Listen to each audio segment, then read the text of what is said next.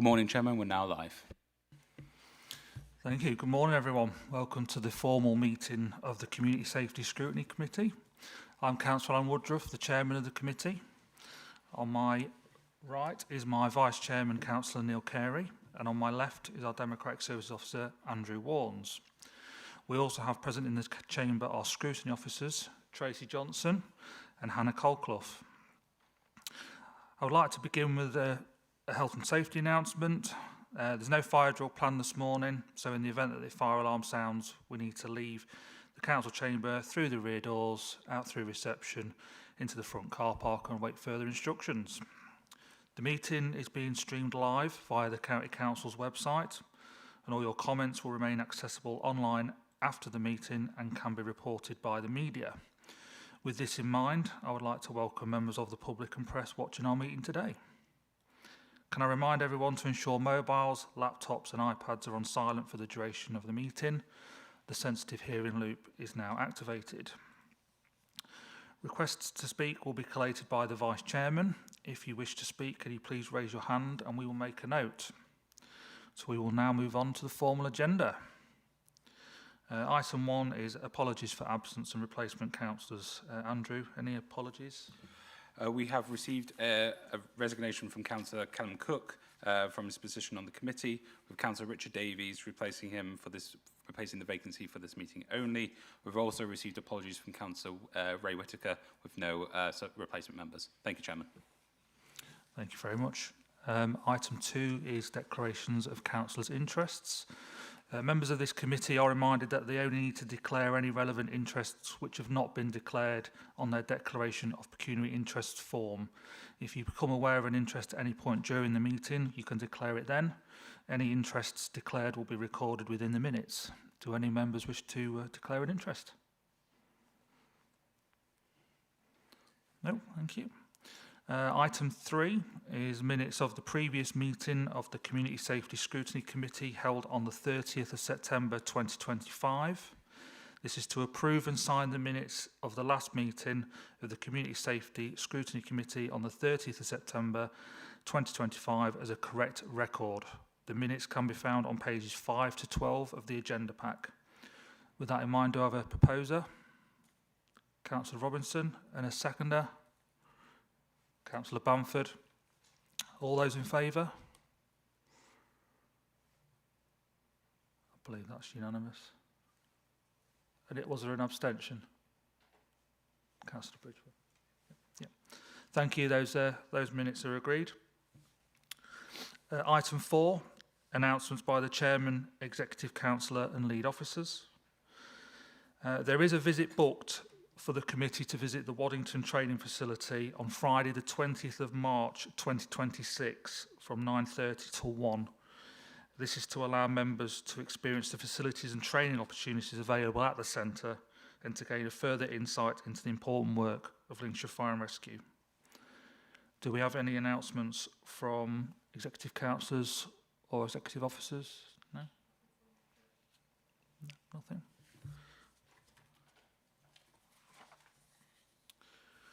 Okay, moving on to the main item of business, we will first sit as the Crime and Disorder Scrutiny Committee under Section 19 of the Crime and Justice Act 2006 for agenda item 5. Item 5 is the Lincolnshire County Council's Section 17 Crime and Disorder Strategy. This report is on pages 13 to 36 and is a pre-decision scrutiny prior to a decision by the Executive on the 2nd of December 2025 and approval by the County Council on the 19th of December 2025. This report provides an overview of the new Section 17 Crime and Disorder Strategy for 2025 to 2028. The actions required by this committee are to consider the attached report and determine whether the committee supports the recommendations to the Executive as set out on page 15 in the report, and to agree any additional comments to be passed on to the Executive in relation to this item. The report will be presented by Jade Thursby, Interim Deputy Community Safety and Business Manager for the Lincolnshire Domestic Abuse Partnership, and Martin Parker, Assistant Director of Public Protection. Over to you, Jade and Martin. Thank you, Chairman. Good morning, everybody. As the Chairman said, the report is provided today to give you an overview of the new Section 17 Crime and Disorder Strategy for Lincolnshire County Council for the period of 2025 to 28. The strategy outlines Lincolnshire County Council's statutory responsibilities under the Crime and Disorder Act and sets out a whole organisational approach to crime prevention, community safety and harm reduction. It also aligns with our corporate ambitions and priorities and strengthens the multi-agency collaboration work that we already do that sits underneath the Safer Lincolnshire Partnership. So to kind of be really clear, we have this separate county council crime and disorder strategy that is for the organisation, but we also have a partnership, Safer Lincolnshire Partnership strategy as well, which is around how we work in partnership with people. So they very much work alongside each other and complement each other. And you'll notice within the strategy there is mention of the partnership work and how that supports us in the work that we do as a council. If we look through the report and the strategy kind of ensures that the crime prevention is embedded across all of our council functions, promoting safer communities and reducing harm. It applies to all departments within the council and supports our wider commitment to public protection. It builds, like I said, on those existing partnership work with the Safer Lincolnshire Partnership, but also the Domestic Abuse Partnership and the Youth Justice Strategic Management Board. The strategy has some clear objectives around crime and prevention and community safety. For example, to ensure all council services consider the impact of their work on crime and disorder, promote proactive measures to prevent crime, antisocial behaviour and exploitation, and the others are outlined within the report and the strategy. It also then breaks down into each directorate area and goes into how each directorate within the council is contributing towards our Section 17 crime and disorder responsibilities, and that sits under 4 priority areas, which is prevention, early intervention, responding to risk and harm, and also then long-term support and recovery. And each department and each directorate is then listed within the strategy under that. And like I say, it's really important though to note that this strategy is outlining some really good work that's already happening within the council. This isn't all things we're having to do now and develop. This is long-standing work, and that will continue under this new strategy.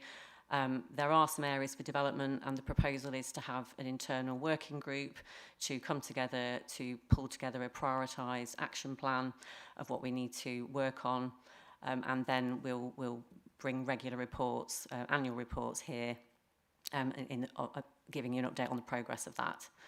So essentially, I'd say 80% of what's in this strategy is already being delivered, and we'll continue that really good work, and 20% is something we need to kind of work on, and we'll build on that and strengthen those pieces of work. There's quite a lot of detail in there, obviously, around each directorate and what it does, and goes into, like I say, under each of the priorities. So under prevention, we've got an area around adult care and community wellbeing, talking about the direct work that they do. But for example, school-based education, continue to support and deliver of personal, social health and economic education and safeguarding education on healthy relationships through our Stay Safe partnership. It talks about trading standards enforcement and the continue to prevent illegal sales of age-restricted items, and etc. So it goes on to each area to be really clear what each department is doing within those areas. What's also worth noting is, in terms of the development of the strategy, there was a SPOC for each directorate, so a single point of contact for each directorate that was involved in the development of this. So I met with those people. We had quite lengthy conversations about their areas of work and how it fitted in with crime and disorder, to make sure that obviously it was a very inclusive process and that people across the council were involved. They also then commented on a draft and made amendments in terms of that draft, and have seen the final strategy and have signed that off from each department as well. So I hope that really gives you an outline of the strategy, the report, and why we brought that here today. Thank you. Yeah, just to re-emphasise really what Jade mentioned, this is not new activity, but it is a new strategy for the council that's specifically looking at its crime and disorder responsibilities under Section 17 in terms of what it does across the whole directorate. We have previously defaulted to looking at our activity through the Safer Lincolnshire partnership, which again is a very is a duty of ours to kind of ensure that we collaborate on our community safety partnerships. But this certainly captures more of the activities and the ambition about how we contribute to the decisions that we make as a council and how that affects crime and disorder and reduction of antisocial behaviour. So whilst it is dressed as a new strategy for the council, because we've not previously had one that's looked at us previously, as Jade says, a lot of the activity that is being done within the directorates has always been ongoing and being done.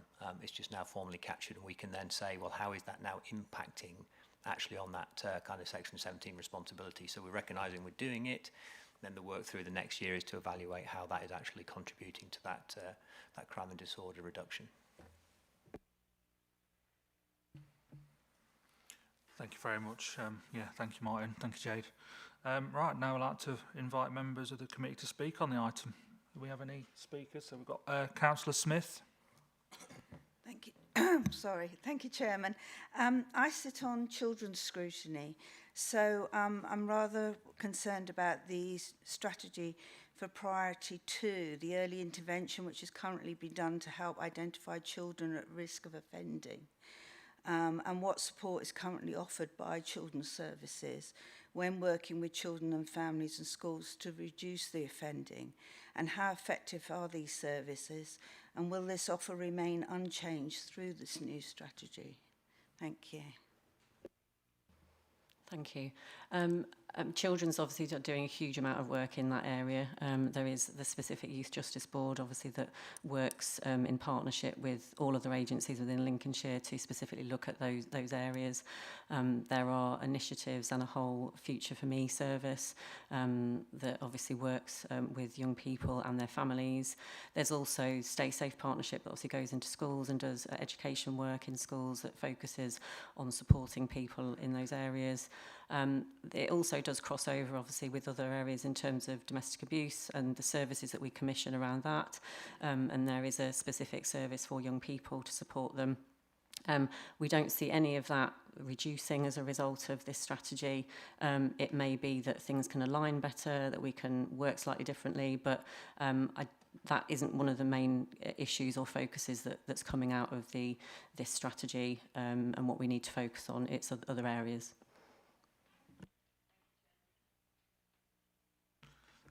Thank you. Councillor Robinson.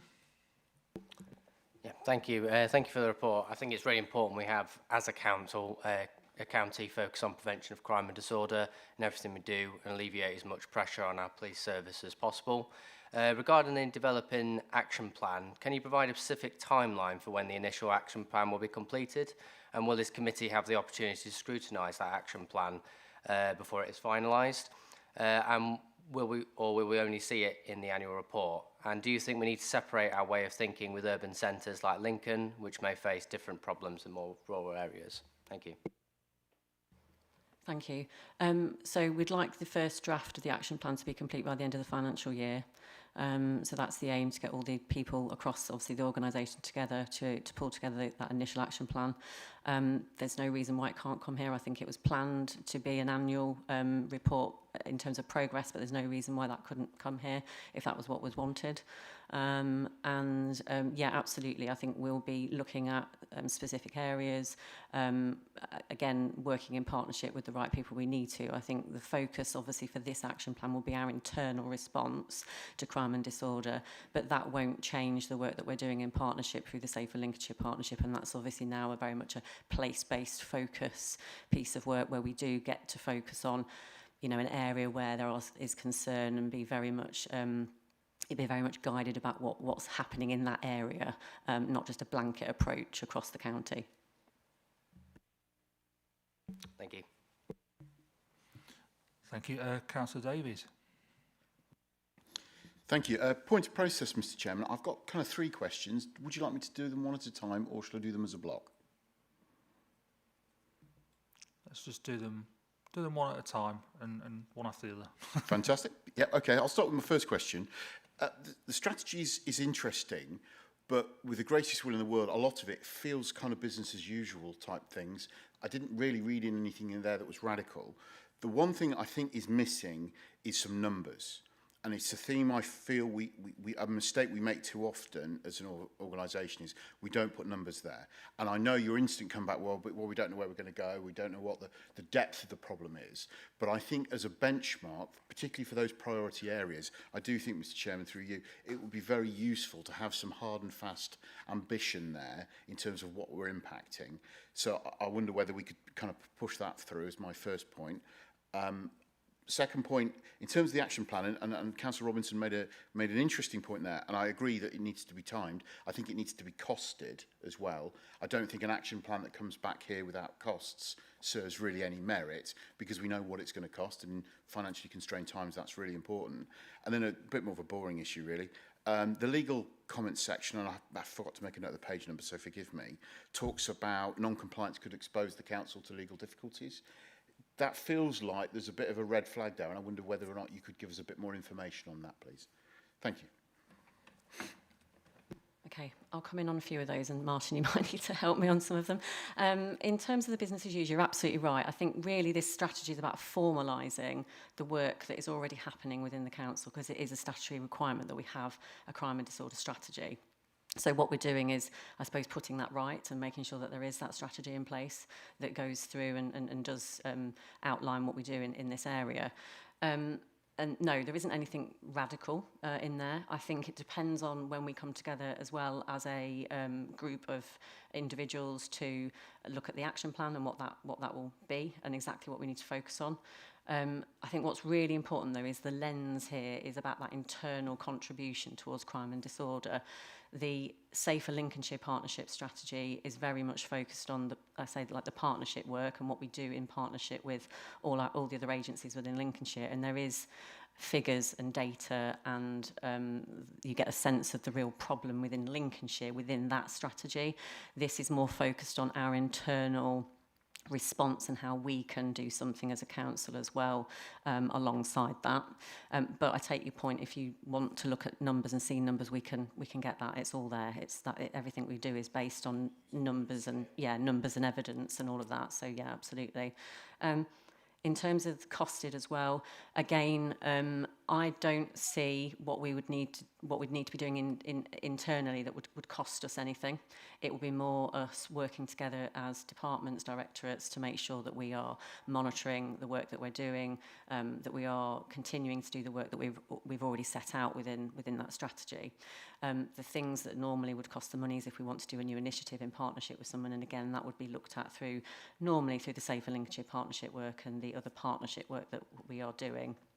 But again, if we do come across something, once we start that action plan and we feel it is, would cost, we'll make sure that's obviously very clear. But I don't envisage that being the case.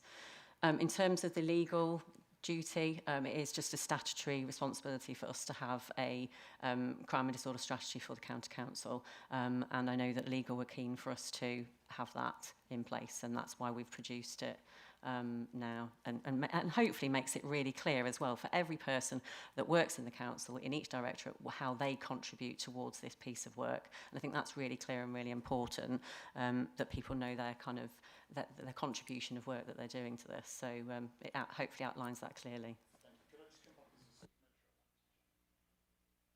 Yeah, thank you. That was a very comprehensive and useful answer. Just on that final point, I suppose my question on the legal compliance and the red flags is, has there anything occurred, for example, in any particular area? For example, if we were a district council sitting, I know we'd probably be talking about licensing, wouldn't we? There'd be hotspots. Is there anything like that within LCC's remit? No, well, yes, there is, but that's more covered again within the Safer Lincolnshire partnership side of things. That will obviously cross over with this, but I think there's nothing that we don't know. We already know these things, if that makes sense. It's something. This is not new to us, so it's all outlined in the other work that we've been doing in the partnership. This is just to strengthen the work that we're doing within the council. But yeah, absolutely, Martin. Yeah, I think just to give some context, there is nothing that has been significantly adverse effect on the council that's caused us to do this. What has happened is that we have a new legal officer came into the county council, and then kind of when they were reviewing the strategies across the council in terms of meeting our statutory duties, saw that we had a gap in having a crime and disorder section 17 strategy, because we did previously advocated that into our Safer Lincolnshire strategy as part of what the council did. So actually it was a fact of the person coming in. It wasn't an adverse effect where we saw that we hadn't done something that caused an issue. It was a fact that somebody came in, reviewed our strategies across the county council, recognised we had a gap that we didn't have one. It wasn't a gap in the work that we were doing. It was a gap in us being able to track and administrate actually what were LCC doing. That's where the kind of legal context for it came. So yeah, we haven't had an adverse incident that's caused us to have and look at ourselves in terms of what our response to crime and disorder is. It was a matter of process, making sure we had the right process in place. Yeah, thank you very much. Councillor Bamford. Thank you, Chair. Just following on from picking up on some of the points Councillor Davis made, thank you for the report. I think it's very comprehensive. But for me, it would be really useful to have the spend. So what are we spending on which aspect of the strategy, and how are we measuring impact on that effectiveness of that particular spend or that strategy? So I appreciate that detail may exist in the council, but I think it'd be really useful, even as an appendix here. Very simple, doesn't need to be complicated. How much have we spent, or how much do we intend to spend, and how much scrutiny, and particularly for scrutiny for this committee, be useful to see what impact that is having on crime and disorder in general across the county. Thank you. Yeah, we can take that away. Yeah, it's something I'd definitely like to see in there as well. So I think that's a positive moving forward. Councillor Brockway. Thank you, Chairman. Thank you for the report. There's lots of very clear pointing and thinking in this, which is helpful. Thank you. I'd like to ask a question about governance, please. On page 24, you give, again, very clear guidelines about where LCC's governance responsibilities lie, and you list who is responsible for what. That's very useful. My concern is on page 27, the last bullet point. We share intelligence with partners, which we have to do. That's the way we work. But I wonder then, where does the overall governance responsibility lie if there is a confidentiality failure, for example, with one of our partners, or some kind of governance failure? They will have their own governance, obviously. But who has overarching accountability and responsibility if something happens when LCC is working with partners? Thank you. Yeah. Yes, we will have our own data owners within LCC over the systems that we have, and we'll have to go through due process around how and when we share information with partners. As part of that, either a legal framework or a information sharing agreement framework, there'll be sort of handling and security measures that the receiving agency needs to ensure that they abide by. If there is that breach, it's on that receiving agency, because we've gone through the legal justification, as it would be if their information came into Lincolnshire County Council and we were the ones that inappropriately then shared that post that. So we base our sharing agreements on the legal framework, either in law or through an information sharing arrangement, which then also provides kind of rules and regulations on what the receiving people are allowed and are not allowed to do with it.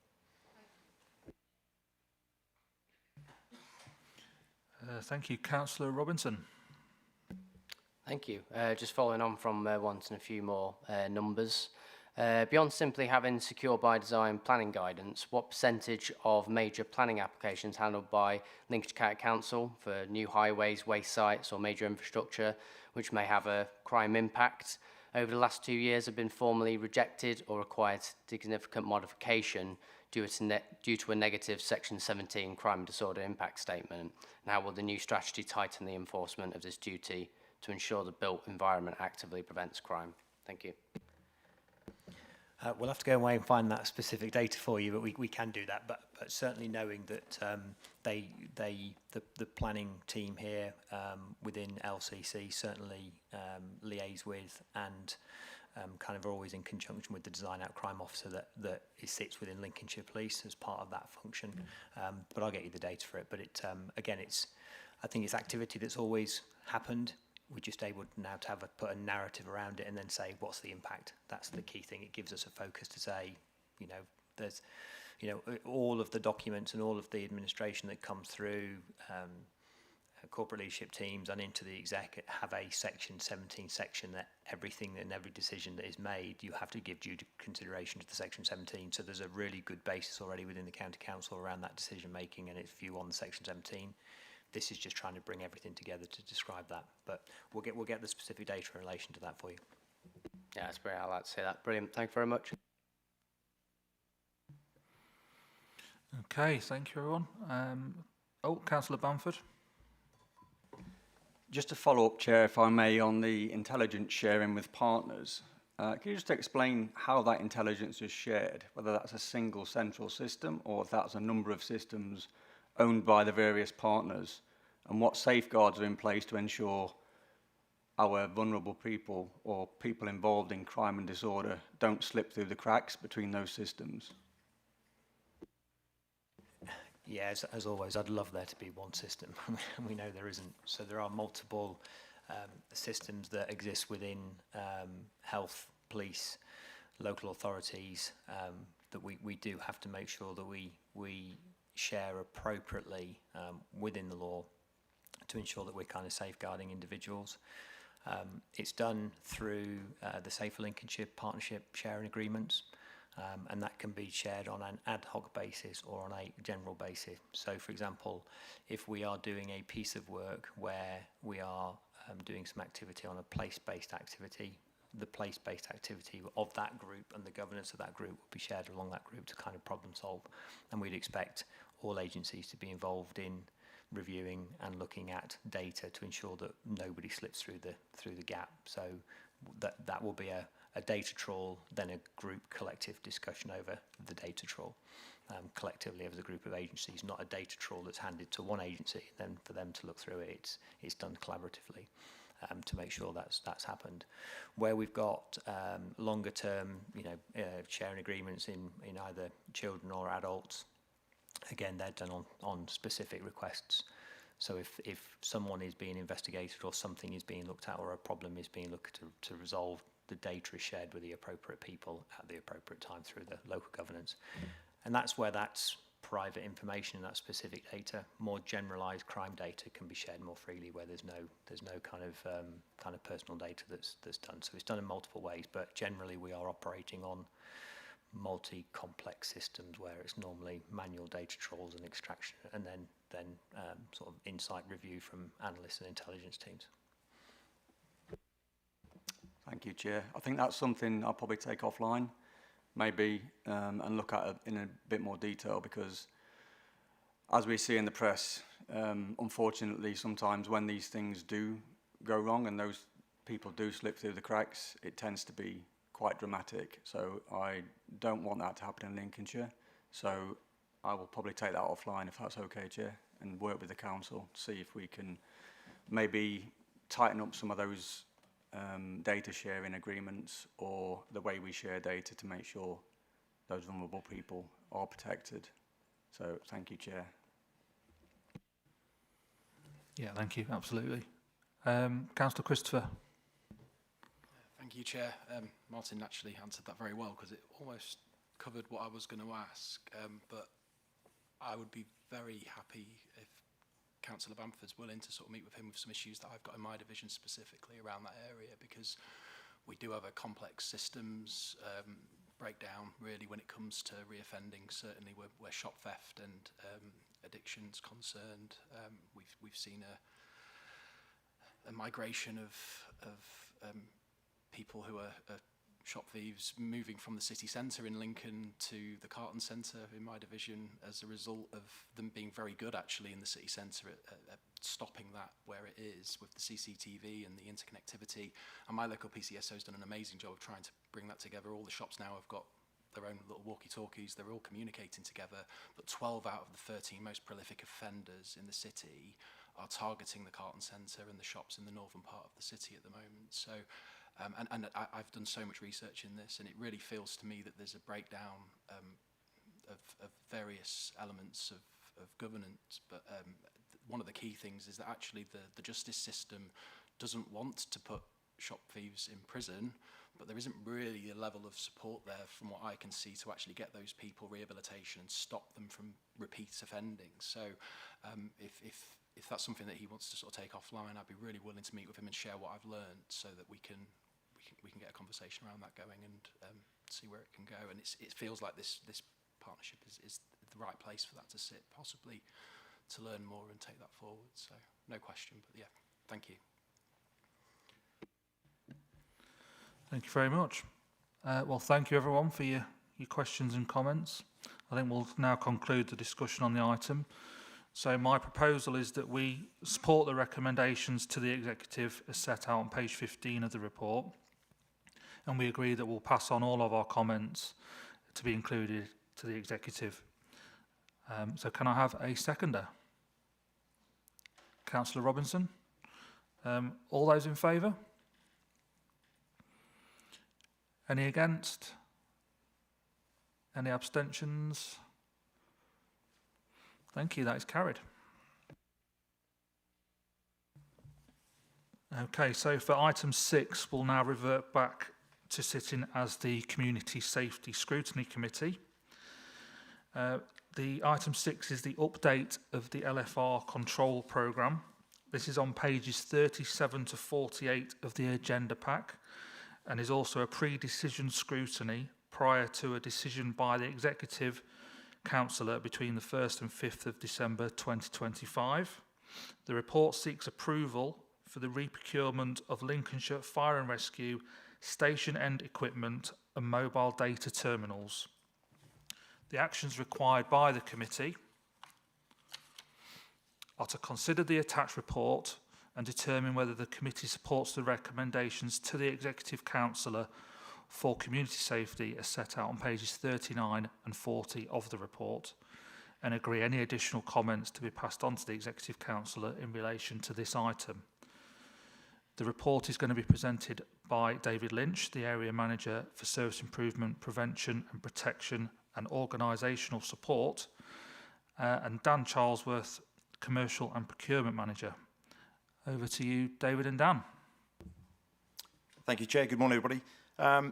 Yeah, just to apply a bit of context on a couple of fronts, I think, for the paper. First and foremost, to reiterate, this isn't a request for additional funding. The funding's been agreed in the previous key decision around the control mobilisation project. So this is simply for the reprocurement of both the mobile data terminal and station end equipment.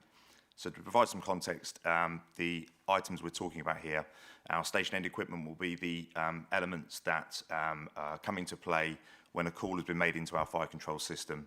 Our control team will mobilise the most appropriate resources. The station end equipment will alert those resources via the use of a pager. We'll also turn lights on at stations, isolate gas supplies, etc., open gates that are securely shut, and a variety of other items that can vary across our sites within Lincolnshire. So it's all the elements that come together to bring a crew to the station. The mobile data terminal is a system that is on our fire appliances. It's a small tablet that will provide incident information to the officer in charge mobilising to the incident. So it will give us data such as crash data to tell us what vehicles may be involved and any safety systems those vehicles have. It'll give us information on chemical data if we're responding to a hazardous materials incident. And it will also provide mapping and hydrant information for when we attend. So these are critical items of equipment. I think the second phase of the context, Chair, if I may, to explain is why we're going through a reprocurement, because this was a decision that was agreed in November 2023. We went out to tender for these items using a framework as detailed within the paper, and the response to those to that tender was pretty poor. We didn't get a great deal of response, and the cost of those elements was extremely high, far more than we'd anticipated through our own market research. The feedback we got from the tender responses was that the specification was too prescriptive and needed to be more outcomes focused. So we decided we would withdraw from the procurement process and we would seek to re-procure once phase one of the control project, the mobilisation project that's been underway within Lincolnshire Fire and Rescue, was complete. And we're now at that stage now. So this is about our re-procurement of those items using an open procedure which will attract more attention within the market. We hope to reduce the cost of those items and have a much more value for money approach in seeking to achieve what we need to achieve. We have to do this bit of work in terms of our current items. They are nearing end of life and will, obviously the cost to replace these items becomes cost prohibitive to a lesser or greater degree. So it is part of that process and the decision today will be to seek approval for the re-procurement of those items alongside an extension with our current incumbent for a period of 12 months while we go through the implementation phase of these new items. Thank you, Chair.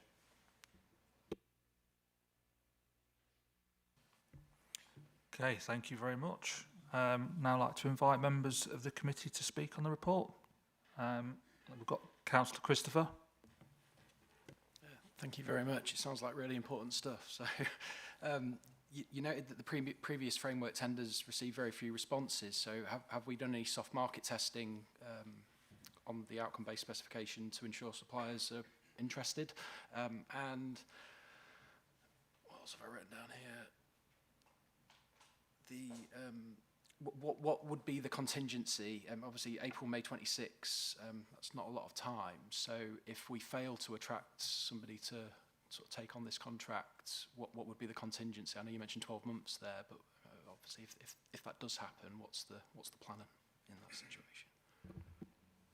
Thank you. Yeah, so certainly following the initial framework approach, excuse me, we've done a lot more market research with other fire and rescue services to identify systems that are in play. It's quite a niche market across the board. So we're able to look at a number of different systems that are in play across the sector, and we've used those to identify what it is we're seeking to achieve. And we've changed our focus to a more outcomes-based focus now. So we're comfortable that the specification that's very nearly complete now will open the market to us and provide us with the best possible systems that are also future-proofed in terms of our opportunities to collaborate with other services and integrate with new systems that are in play across the sector, such as the emergency services network to replace our railway systems. So we've looked ahead and we're confident that the specification now will encompass all the elements that we require, which is hugely beneficial. Your question around resilience, I mean, this is always an issue for us with such critical systems. I think the current incumbents provide a good service, one that's tried and tested, and we seek the 12-month extension. I think if there was any issue in terms of our tender process this time, then we would look to again enhance that or extend that process where possible. But I'm confident that with the players in the market and the research we've undertaken, we'd be well covered and be able to provide the systems we need. Thank you. Councillor Robinson. Thank you. Many thanks for the report. It's great to see we're updating critical technology like this in our fire service to make sure it's truly modern service. Understandably, we are looking at innovation tentatively, with these being critical components of our service, as stated on 1.13. What type of innovation would you most like to see and be most useful for the service? And do you feel confident about any innovations out there? And just following on from Councillor Christopher's point, if there is an extension, what assurances are in place to ensure the incumbent does not leverage the critical nature of the service to demand a price increase for the extension beyond this 77,000 estimate? Thank you. Yeah, thank you. To answer the first question around innovation, we're very keen as a fire and rescue service to be innovative in our approach but we have to be really mindful of elements that are tried and tested in the market. Such critical issues like this, we wouldn't want to take a chance on innovation in the hope that it provides what we need to provide.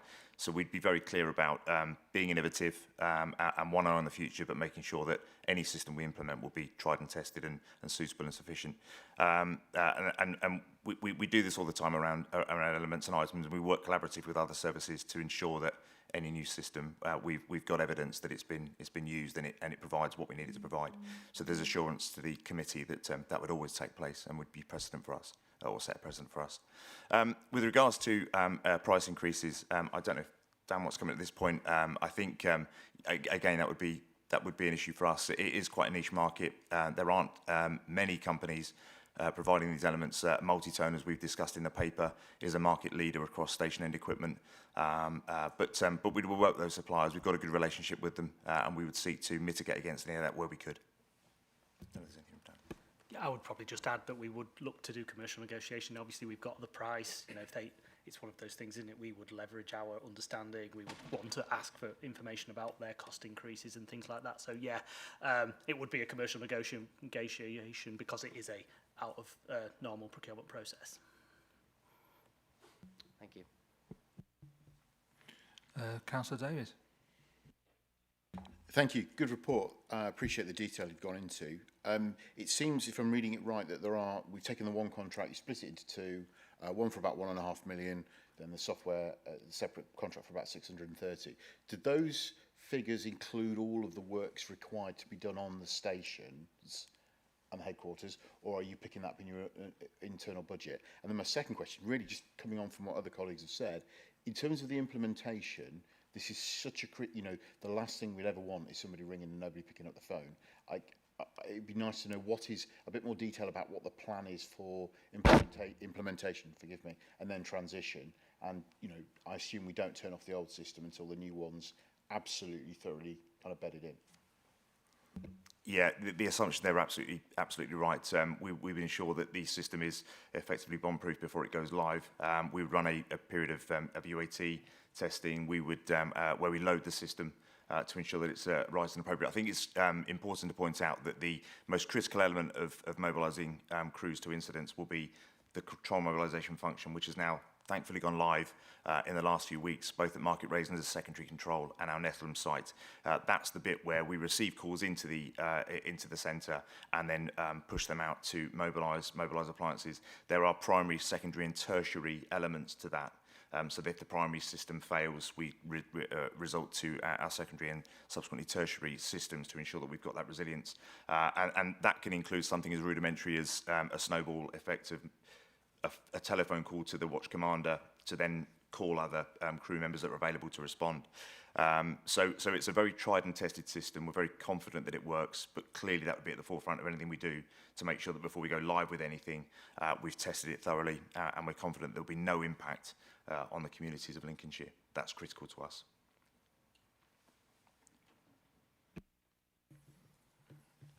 Thank you. Councillor Smith. Thank you, Chairman. My question is probably slightly naive, but this 7-year contract, why 7 years and then have 2 extensions? Is that your decision to do 7 years, or is that the contract people requesting 7 years? If you're going to do 9 years, then why not just do 9 years? I don't understand why there has to be 2 extensions on 7 years. What happens at the 7-year point that makes it different? Why then not 5 years and 2 extensions? Thank you. Anything on contract length is obviously market dependent and things like that.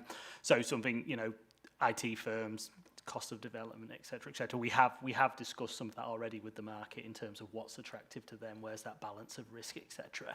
So it's about having that kind of a contract that's attractive enough to get them interested in coming to work with us, but also about having the ability to not be tied into it forever. And I suppose those extensions at the end are is the system still, you know, does it still achieve what it needs to achieve? Is there other things in the market? It's that kind. It's always a balance between what works for them, what works for us. So yes, that has been discussed with the market, and maybe there's still a possibility that we actually can still, some of this final information, once we've got it, we can go back out to the market and sort of put that to them again, just to test if that's still what they'd be interested in.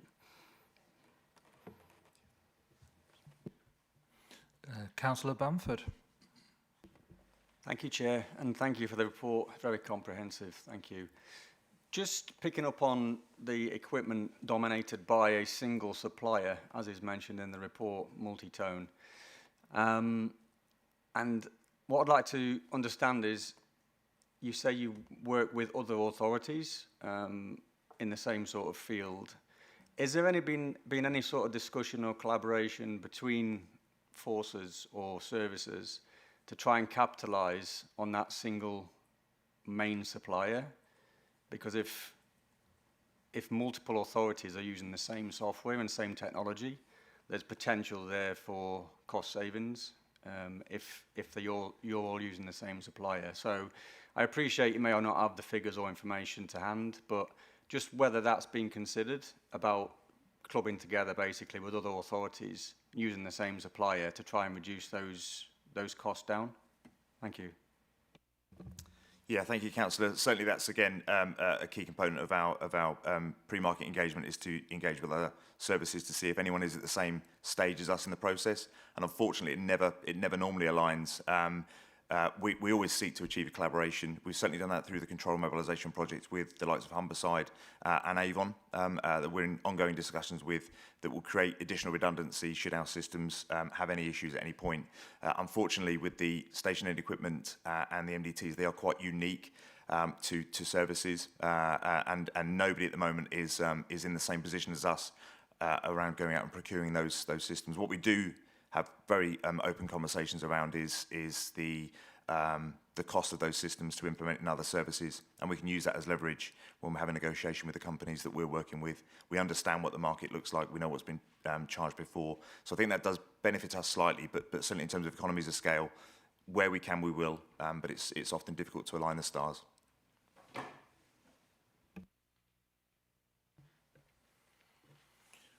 Okay, if that's everybody's questions and comments, we'll conclude discussion on that item. So my proposal is that the committee supports the recommendations to the Executive Councillor for Community Safety as set out on pages 39 and 40 of the report, and that we agree to pass on all comments from the discussion. Can I have a seconder, please? Councillor Bamford. All those in favour? That's unanimous. Thank you. That is carried. Okay, moving on to item 7 is the Trading Standards Animal Health and Welfare and Feed activity for 24 and 25. This report is on pages 49 to 72 of the agenda pack and will provide an update on the work undertaken by Lincolnshire County Council Trading Standards in respect of feed and animal health and welfare in the financial year of 2024 to 2025. The actions of this committee are to review the contents of the report and seek assurance on the delivery of feed and animal health and welfare work undertaken by Trading Standards. The report is going to be presented by Mark Keel, the Head of Trading Standards. Over to you, Mark. Thank you, Chair. Morning, everyone. I'd just like to introduce Barbara. She's the Principal Trading Standards Officer who leads our work on on feed and animal welfare, and is actually the person who wrote this report. So I'm grateful to her for stepping in and doing that for me. In terms of the report itself, obviously Lincolnshire's agri-food sector accounts for 24% of the jobs, 21% of economic output. It makes robust enforcement critical for food security, animal welfare and disease prevention. Barbara's team comprises of 3.8 full-time equivalent officers, plus we have 3 apprentices who are currently studying either the feed or the animal health as part of their professional qualification, the Trading Standards Professional Apprenticeship. Those apprentices are sat at the back today, partly to observe what goes on within Scrutiny as it's part of their apprenticeship studies. They look at management and oversight of council services. So hopefully they'll get something out of this session this morning. In terms of the work that's undertaken, feed enforcement is funded by the Food Standards Agency, and it's delivered proactively. The money comes from the National Trading Standards Board into the region, and a regional plan to divvy up and divide that funding amongst the local authorities is produced, and that's the work that we deliver in that area. Animal health enforcement is funded through core budget, and there are no external sources of funding for that, unfortunately, at the moment. In terms of activity in the year, financial year 24-25, in terms of animal health, we received 451 complaints into the service. These were mainly abattoir referrals, which accounted for 249 of those. Second highest rate was to do with notifiable disease, and will be a mixture of complaints and inquiries from farmers seeking advice. In total, we received 46 that were related to welfare concerns. Outcomes from those complaints, 74 advice letters were sent, 40 warnings were issued, 10 investigations were commenced. A total of 66 of those were referred to other authorities where the issues will have arisen. That's particularly in relation to abattoir referrals, where the livestock are coming into the county from farms outside. Inspection work, we have 6,421 premises registered on our database. 29 of those are deemed high risk and 91 medium risk. We conducted 149 inspections in that period. This included 26 livestock market. Again, this will be considered a high risk premise due to the fact that it's a collection point with farmers coming in from various locations and meeting in one spot. So if disease is brought in, then it can be transported to all points of the county from there. Compliance on inspections was relatively high at 71%, that were either compliant or brought into compliance through the work undertaken.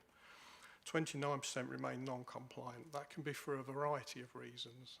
We often find that it's complex. When we attend locations, more than one issue, and we have to take remedial steps. So there'll be ongoing intervention work with that. It's not a case of we walk in, and if they don't sort it, then we leave. We try and work with them over a period of time to bring the premise into compliance. So there'll be a few that are longer running where the issues have been more complex. In terms of disease and notifiable disease, we had 3 outbreaks of avian influenza in that time. Again, the period of compulsory bird housing produced a number of complaints, although the introduction of compulsory bird registration for flocks has reduced the input that we need to have when an outbreak is confirmed. The need for us to conduct foot patrols in those areas is reduced significantly.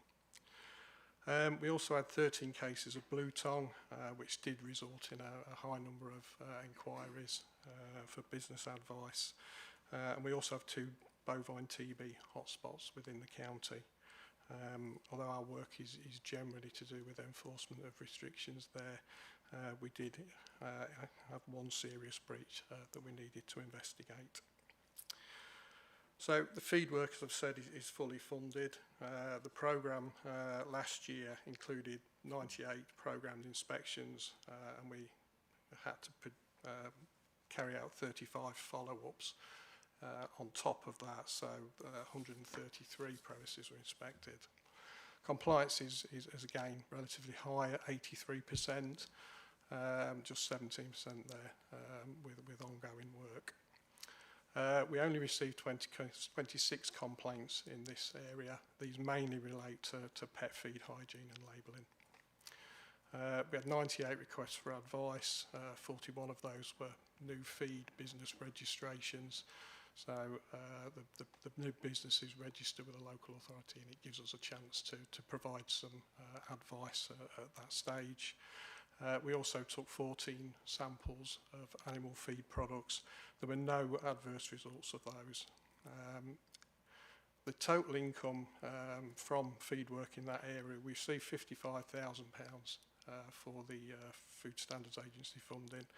We also generated a further £18,500 from our primary authority and pay-as-you-go services. We have a few challenges and risks.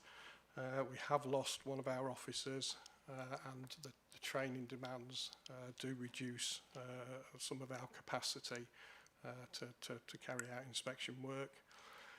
Disease outbreaks and complex welfare cases do divert resources from other planned work as well. These are unpredictable in nature for obvious reasons, and they can be costly. Especially if we have a serious welfare case where we have to seize animals, which can result in significant financial burdens for the service. Fortunately, we haven't had to do that within this period, working with those particular farmers. We're also looking at succession planning, which we think is critical at the moment. We were an ageing team, but we've brought in a number of apprentices in the last 5 years to help with that particular requirement. And that helps, but obviously that does require some time and support for them to get them through their qualifications and to develop that confidence to go out and carry out the work. So despite the resource implications, the team has delivered substantial outcomes in both animal health and welfare and feed enforcement. It safeguards public health, animal welfare and food chain integrity. But we just feel it's essential that we maintain our sustained investment in staffing and training and the collaborative working that we undertake to maintain service resilience and meet our statutory obligations.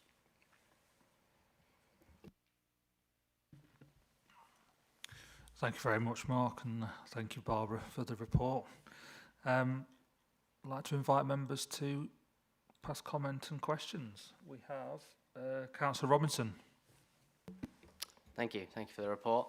On 3.1, Table 2 has 29 cases that were no further action because they were unjustified or did not have enough evidence. Shouldn't these cases be split up with those that just don't have enough evidence to be monitored in the future? And bearing in mind the government of the day and the ongoing crisis in the agricultural sector with financial hardship and mental health concerns among farmers, as stated in the report, do you think that there is a link with the increase of 76 complaints from 23-24, and how is this impacting the duration and complexity of your investigations? And is this current staffing level adequate to handle these emotionally and legally complex cases? Thank you. Thank you. We do record in detail the reason why a complaint isn't taken forward, so we would have that information. We could split it down if you wanted that more detail. We have seen a notable increase in issues that involve financial hardship and physical and mental health over the last sort of probably longer than 5 years, but increasingly so. We do have a good working relationship with LRSN, who are the rural support network for Lincolnshire and offer support to farmers, and we always encourage farmers to use their services, and we've done a lot of joint work with them. So where we feel that a farmer would benefit from that support, we always encourage it. So we're very mindful as a service to look out for the signs and to signpost where we can. It doesn't detract from the the point that we have a job to do when we're there, but we are very mindful of that. Thank you. I would just say in terms of complexity of cases, they do tend to get complex with particularly the animal health and welfare investigations. And this is partly due to the fact that we do try and work with people. So if we go and we find issues, then we try and address them in a priority-based assessment, looking at what's the most serious issue, let's get that sorted, and then we revisit and revisit. But we do find that, that sometimes people aren't willing to work with that, or we see improvements, brief improvements, and when we revisit, things have dipped down again. So when we kick off a formal investigation, we might have quite a bit of history there that is dragged into that. That can make the investigations over, sometimes 18-month period from start to finish, looking at the offending period. Then we get into the interview, then we get into the court process. So it can be quite a lengthy period, and because we've got that amount of intervention there, when we get into the court period, particularly with things like disclosure, where we're having to produce schedules of unused material and things like that, they can be quite extensive, and it can drag in other members of the team into to sorting that work to get it there. But we have to do it for the court process as legal requirement on us. So in terms of that, yes, they can be quite complex, and issues around funding and finance, and that do exacerbate the problem, I would say, definitely. Could I just have a follow-up question? Just one more. Thank you. So in section 3.2, it says 7 high-risk animal health and welfare premises were not visited. However, section 2.2 states any that are not visited and prioritised for inspection the following year. Can you confirm if these 7 specific premises have now been visited in the current financial year? Not all of them have yet been visited. We do try to prioritise, but as Mark's explained, we have had a number of prosecution cases this year, which has taken up a lot of time, and we have lost a member of staff, which has also not helped. So we are aware of them, and if we received any intelligence or complaints that there were ongoing issues, we would obviously respond immediately, but we haven't carried out a proactive inspection. I don't know the exact figure. Some of those 7 will have been visited, but be assured that if we got any intelligence that there were issues that we needed to address, we would. But we do still intend to try and get those proactive visits done before the end of March. Thank you. Brilliant. Thank you. Thank you. Councillor Davies.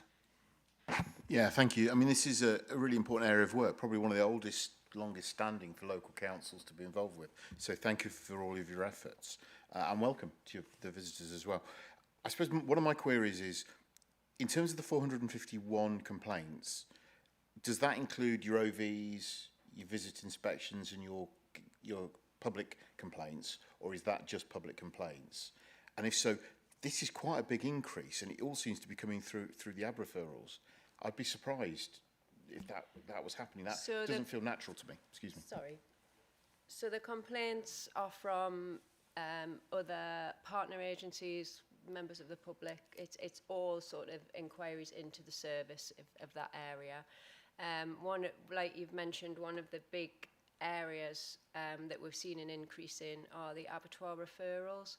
We have got a large number of abattoirs in Lincolnshire, and large, those plants themselves are large, so they're processing a lot of animals. So we're getting a lot more animals from within Lincolnshire and from counties outside of Lincolnshire, bringing animals to Lincolnshire. And so we've got a lot of them, a lot I suppose the throughput is a lot bigger than other counties, so the potential there for problems is larger because we've got more animals moving through. The actual plants themselves are enforced by Food Standards Agency staff, but they deal with the animals once they're inside the abattoir. So if there's any issues when the animals arrive at the abattoir, they're the issues that are referred to trading standards to look at. So it would be where there's concerns that there were welfare issues on farm with the animals, or that there's issues during the transportation of the animals. So they're the types of referrals that are in those figures. We do try and work with the abattoirs to make sure that we're getting the best evidence from those abattoir staff so that we can do something meaningful with those complaints. Because we're obviously not on site when those animals arrive, so we're relying on the staff there to make sure that they get the best evidence for us so we can do something. And we do always notify the farms, the local authorities from where the animals originate, so that, you know, meaningful follow-up action can be taken if it's not not serious enough to do anything formally, that, you know, visits are made to the farm and the farm's made aware of the issue, or the hauliers or vehicles are inspected and things like that, so that we are trying to address the concerns and to also prevent a reoccurrence of those issues. Thank you. Thank you. Councillor Brockway. Thank you very much, Chairman. Thank you very much for the report. It's very interesting. I noticed that we've had, I think it's 3 cases of avian influenza, and that there are a couple of hotspots when it comes to bovine TB. Now, you've made it clear that these are low incidences. However, in both cases, the impression I'm getting from the report is that there's actually been something of a decrease of oversight. So, for instance, now that the birds have to be registered, we're not doing foot patrols, and I'm not sure how those two link, because somebody registers something doesn't necessarily mean that they're keeping their places safe and keeping the birds in good condition. So we're removing the foot patrols, and I'm a bit concerned about that. So could you actually explain that to me? So that's the first one, the foot patrols. And with the bovine TB, is it APHA, APHA, the Animal and Plant? How do you pronounce that acronym? Is it APHA? Yes. Okay. They manage that, so that's clear. However, because of limited resources, you say that the proactive work isn't going ahead. So that seems to be a reduction as well. So with regard to the TB, is the limited resource on the part of APHA or LCC? And what is the impact of that? And with regard to the birds, why is it that a registration means that we don't actually now have to take an actual look? Thank you. Thank you.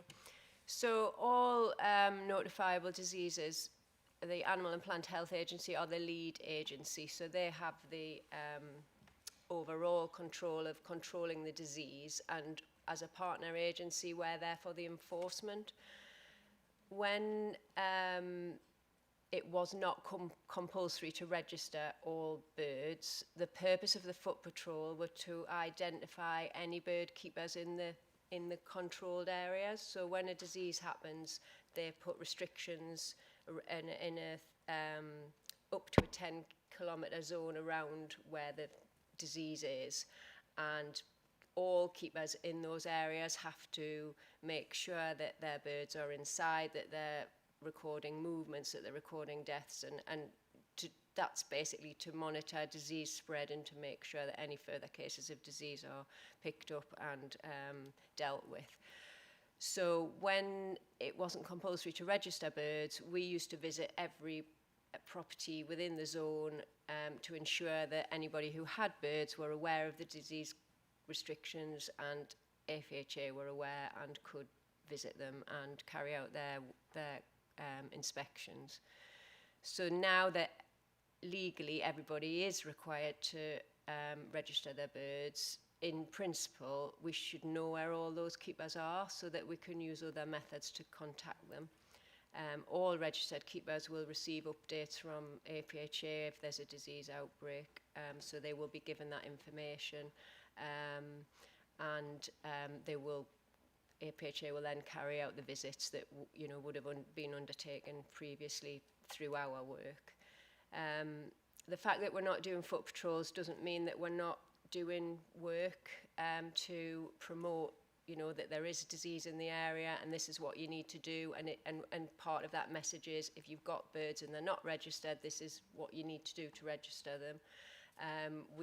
When there is a disease outbreak, we put a plan together to say this is the action as a local authority that we're going to take, and that is agreed with APHA. So if they felt that we weren't doing enough or they wanted us to do more, we would then obviously agree with them what further action they wanted us to take.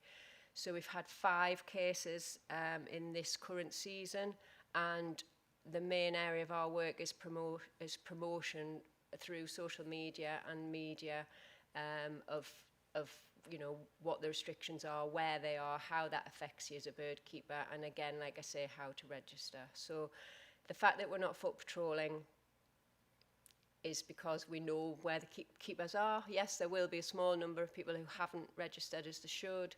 We will obviously follow up if we get complaints about those, and we're obviously promoting that message that please do get registered if you haven't. So moving on to the question about TB, again, like all notifiable diseases, Animal and Plant Health Agency are doing the day-to-day work with TB when there's a TB outbreak, and we only tend to get involved where there are enforcement issues. We did previously do quite a lot of proactive work in that area, but it's purely down to resource now that we haven't been able to carry on some of that work. So our work does tend to be reactive, so we will then get involved when we're notified of an issue.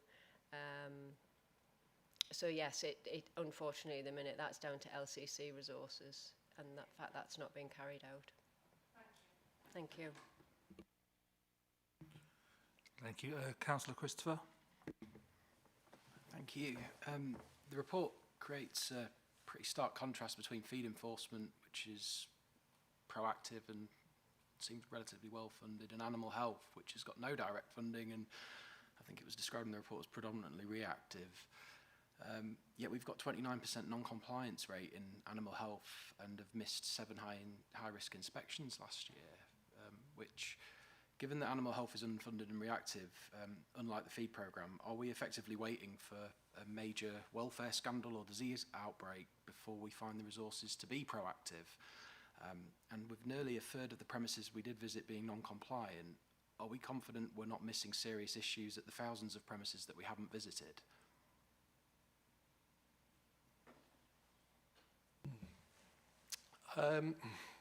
We're as confident as we can be that we're not missing. I mean, obviously, we rely a lot on information from the public, from partner agencies, particularly AFA and vets that are out carrying out inspections themselves. So where we do find issues or where issues are reported to us, particularly around welfare, those are where we do prioritise. And as we've said, that is an ongoing process. So that level of non-compliance doesn't mean that those farms aren't receiving some sort of intervention. They will be on an ongoing basis. Some of them being inspected multiple times while we're attempting to bring them into compliance. So yes, we are aware of the discrepancy between the two. And obviously we rely on that feed income to, it is registered as part of the trading standards budget and pays for an officer to work within the team to carry out a bit of both work in both areas, I suppose. So it is important for us budgetary to get that work completed. In terms of the animal health work, we do respond to those premises that we know about and where issues are reported. as I've said, we take the welfare complaints seriously, and we will go out and inspect where we receive those, and particularly where vets have been and identified problems. We're very quick to try and go back and visit with the vet, so that we've got proper evidence there of the issues that have arisen and that we can take forward as part of an investigation later if we need to. Like I say, it comes down to the level of reporting as to our level of confidence, and like I say, what gets reported to us, we do get a response in there. But like I say, the level in terms of the level of compliance at the end of the year doesn't necessarily reflect the input that we've had with the farmer or improvements that may have been made on those premises. They're just not fully compliant at that point. That's fair. I've just got something else to come back on, if that's okay. So given that Lincolnshire holds a disproportionately high level of agricultural risk compared to many other counties, I mean, we really are one of the largest and have some of the highest numbers of any. Is the current national funding formula, or lack thereof, for animal health, does it adequately recognise our sort of exposure at the moment? And is it possible to maybe publish benchmarking data against other counties that we can sort of compare and see how we're being resourced? Because this is a really, really important aspect of the sustainability of society. You know, this is food. This is the things that we're putting in our mouths and we're eating. And it feels to me like we don't have the resources to be able to confidently tell the public that we're doing that safely and we've got them. You know, that's a real worry. Following the foot and mouth outbreak in 2000, we did receive direct funding for animal health and welfare, and that carried on for several years. We had a specialist team at that point, and we were doing a lot more proactive work because we had that funding. Unfortunately, that's changed now, and the money, as Mark says, goes through the core grant, which is outside of our control. We do work closely as a region, so we have regional meetings with our local authorities within the East Midlands, and I would say we are comparable in the work that we do. I don't think we're any worse or any better necessarily. We don't necessarily benchmark in terms of figures, but we kind of in terms of the activities that we carry out, we discuss those, and I would say that we are comparable with other local authorities. I think there's always more we can do, and if we had more resources, certainly there is a lot more we could do if we had that resource. Thank you. Thank you. I really feel like you should be getting more resources personally. I think based on what I've read here and what I'm seeing, it really would be a good thing to have that. So thank you very much for those responses.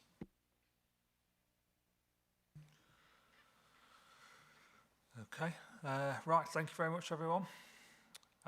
So my proposal is that the committee is satisfied with the contents of the report and has been assured on the delivery of the feed and animal health and welfare work undertaken by trading standards. Can you please, Councillor Bamford, sorry, did you want to? Sorry, Chair. Could I just echo and concur with everything Councillor Christopher just said?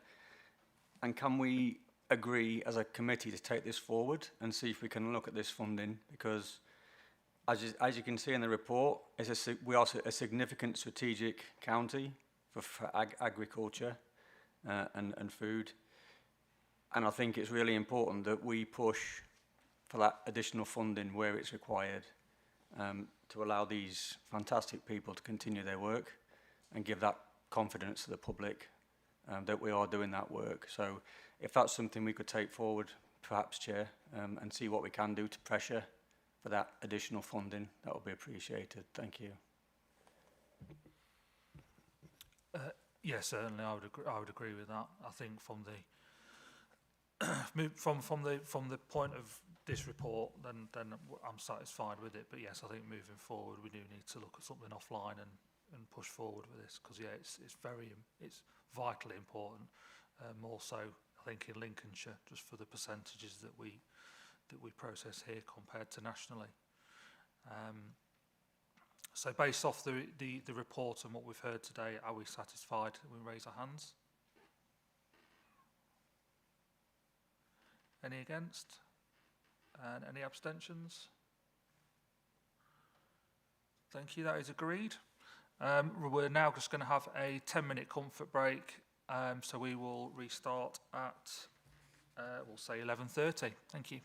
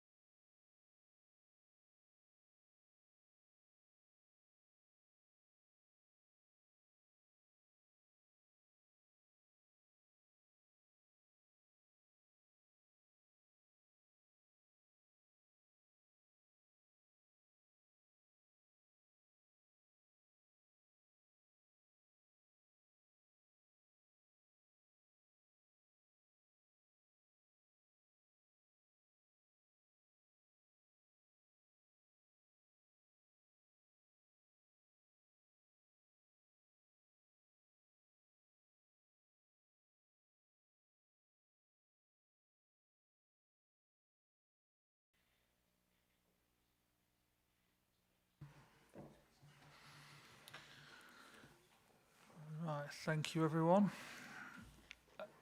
So carrying on, we're now on to item 8, which is our service level performance reporting against the performance framework for 2025-2026 quarter 2.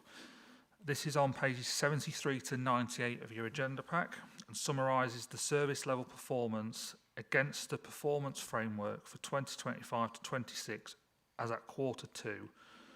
The report will include the performance for the 2024 to 25 quarter 4 and the figures for 2025-26 quarter 1, together with the latest data and commentary for quarter 2.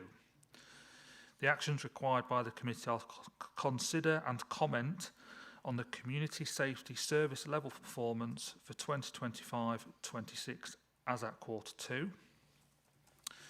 There will be 5 sections. We'll have questions and comments after each section, and then we'll have some final questions at the end.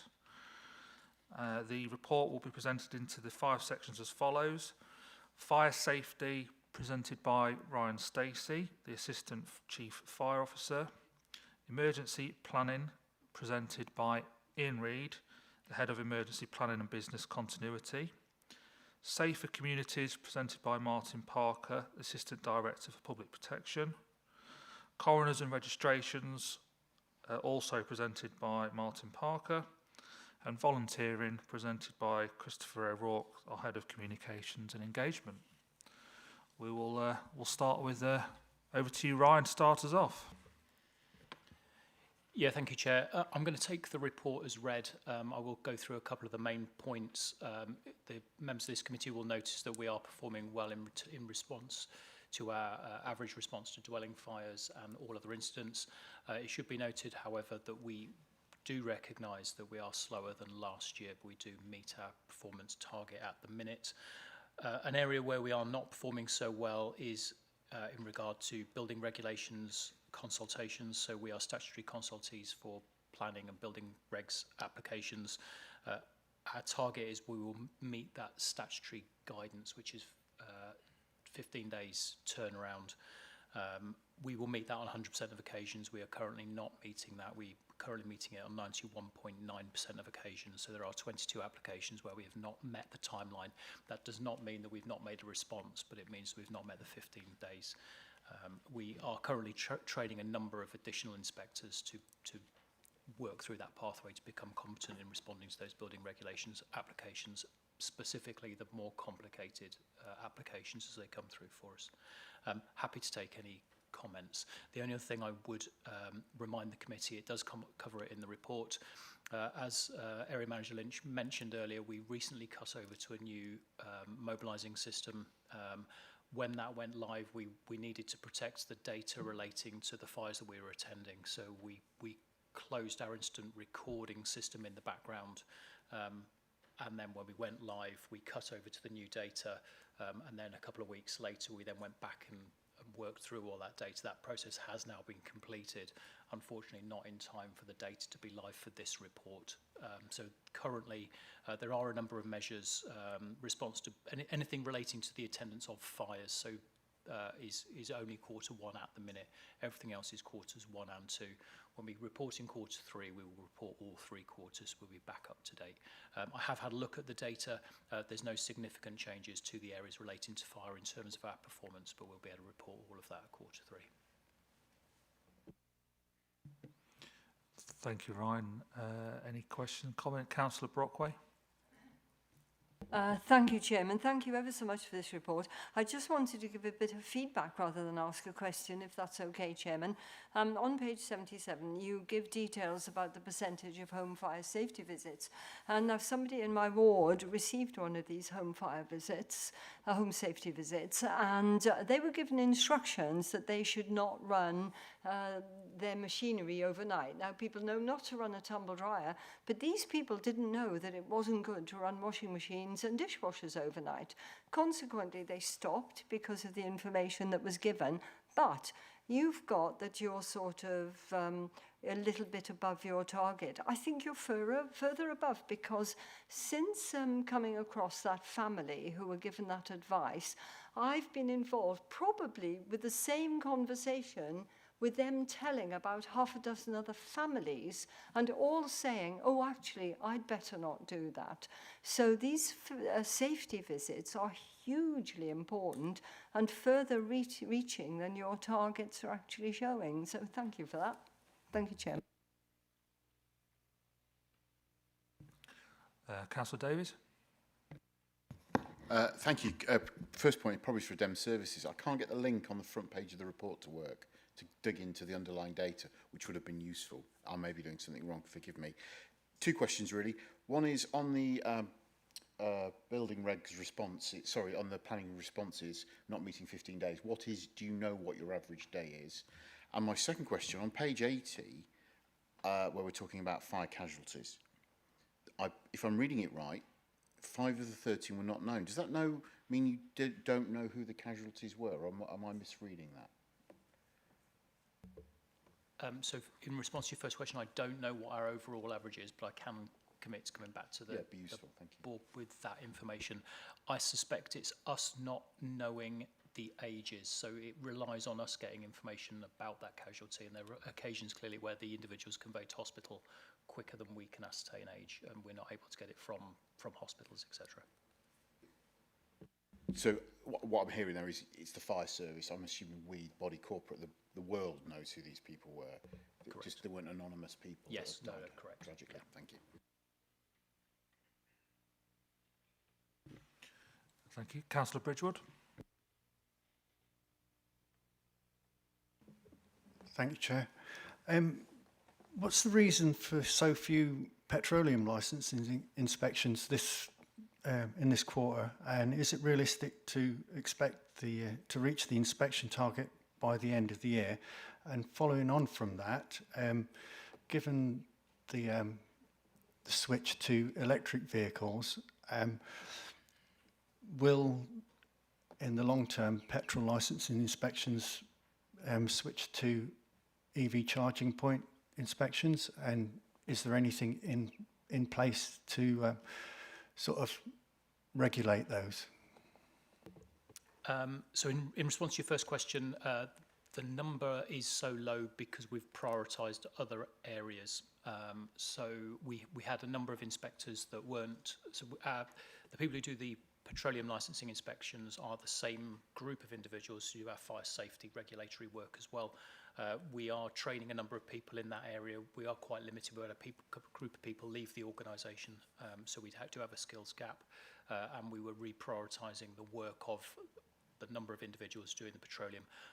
If I'm honest, I don't think we will catch up this year. We'll get close, we won't catch up.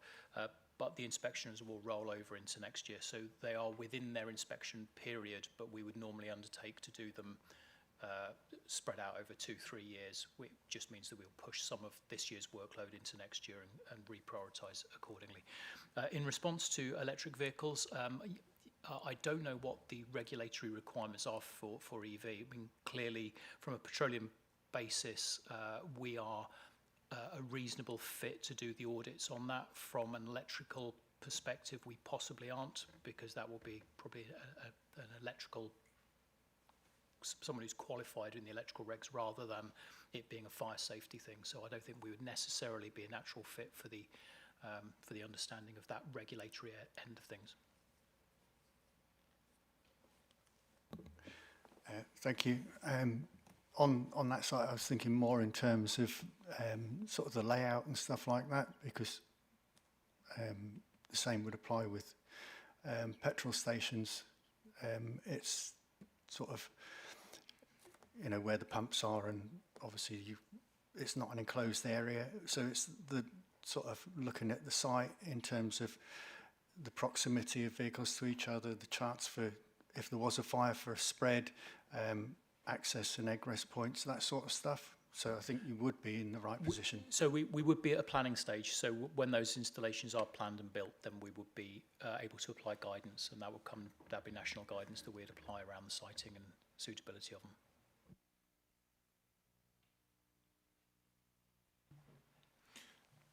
Thank you very much. Anything else for Ryan? We'll move on to emergency planning with Ian Reid. Thank you. Thank you, Chair. Good morning, everybody. So this part of the report focuses on the Community Resilience project. And just to put some of that into context, it's always been an aspiration of the team to work with all of the parish, ward and town councils within Lincolnshire to help them to become more resilient during emergencies. With that in mind, we have split this project into three parts. Based on our major risks in the county, which is flooding. So phase one is the 57 communities that have unfortunately been through flooding on more than one occasion. Phase two then is the next tranche that are in the 284 boundaries that are in EA designated flood risk areas.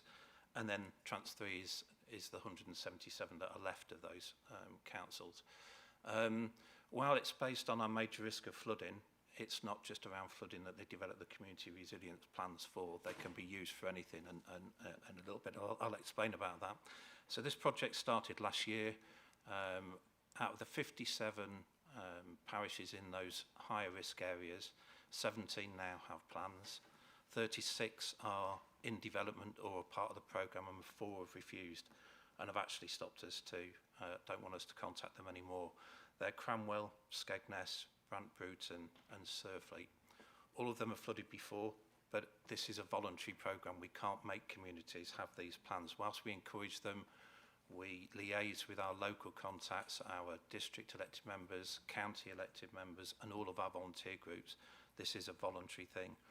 So we received 100% contact rate with those councils.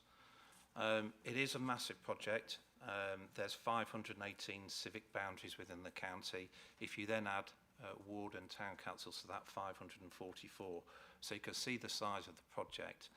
But what we were able to do earlier this year is look at some funding from DEFRA, which has enabled us to take on a dedicated community resilience officer that's working with the team now and doing this full time.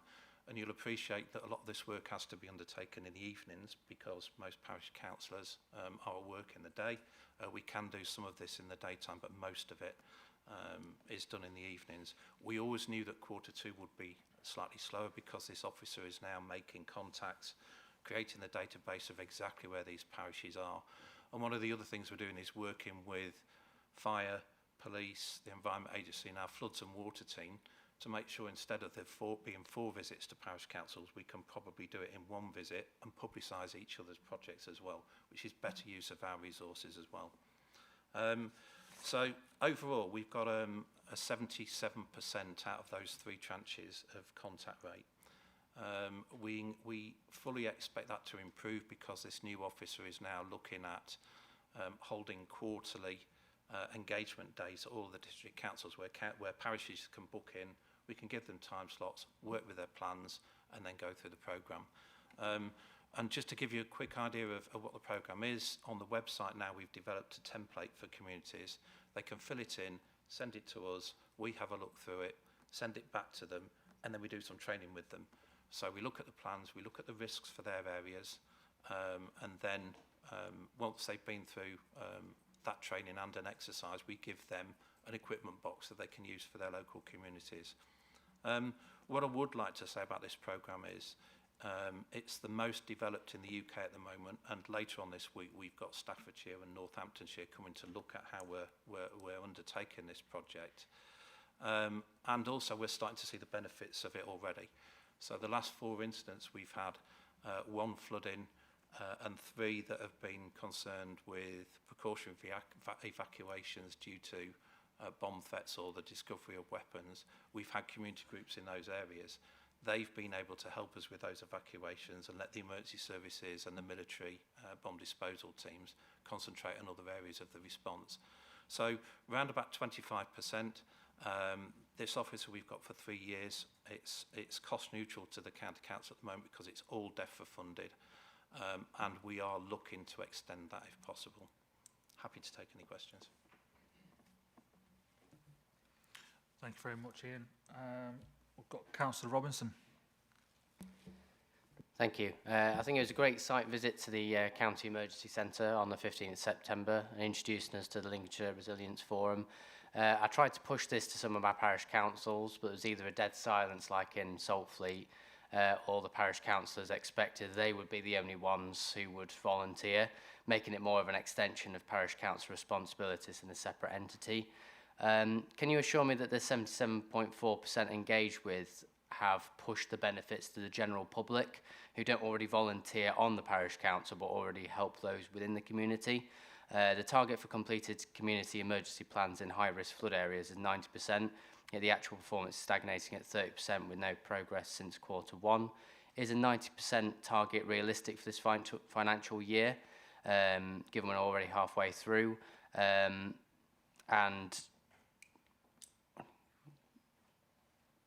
And should we focus on the 77.4% already engaged with to ensure they are beginning their resilience plans before focusing on the communicating with the last quarter? Thank you. Thank you. I'll try and take those one at a time if I can. So I think it will be difficult to achieve that 90%, and that's going back to this is voluntary and we can't force people to have their plans. And each of those communities works at a different pace. Some work much quicker than others. Depends how keen they are. The commitment from the team is, though, it's not just this officer, the team are going out and helping with this project as well and pushing it wherever we can. We're in contact with LALC, our other local community groups, and we also have Ready for Anything volunteers. So if people don't want to set up community groups, they can individually volunteer and become part of our database that we use in emergency situations as well. But I think you're right. I think that 90% will be difficult to achieve. But, you know, we keep pushing as hard as we can.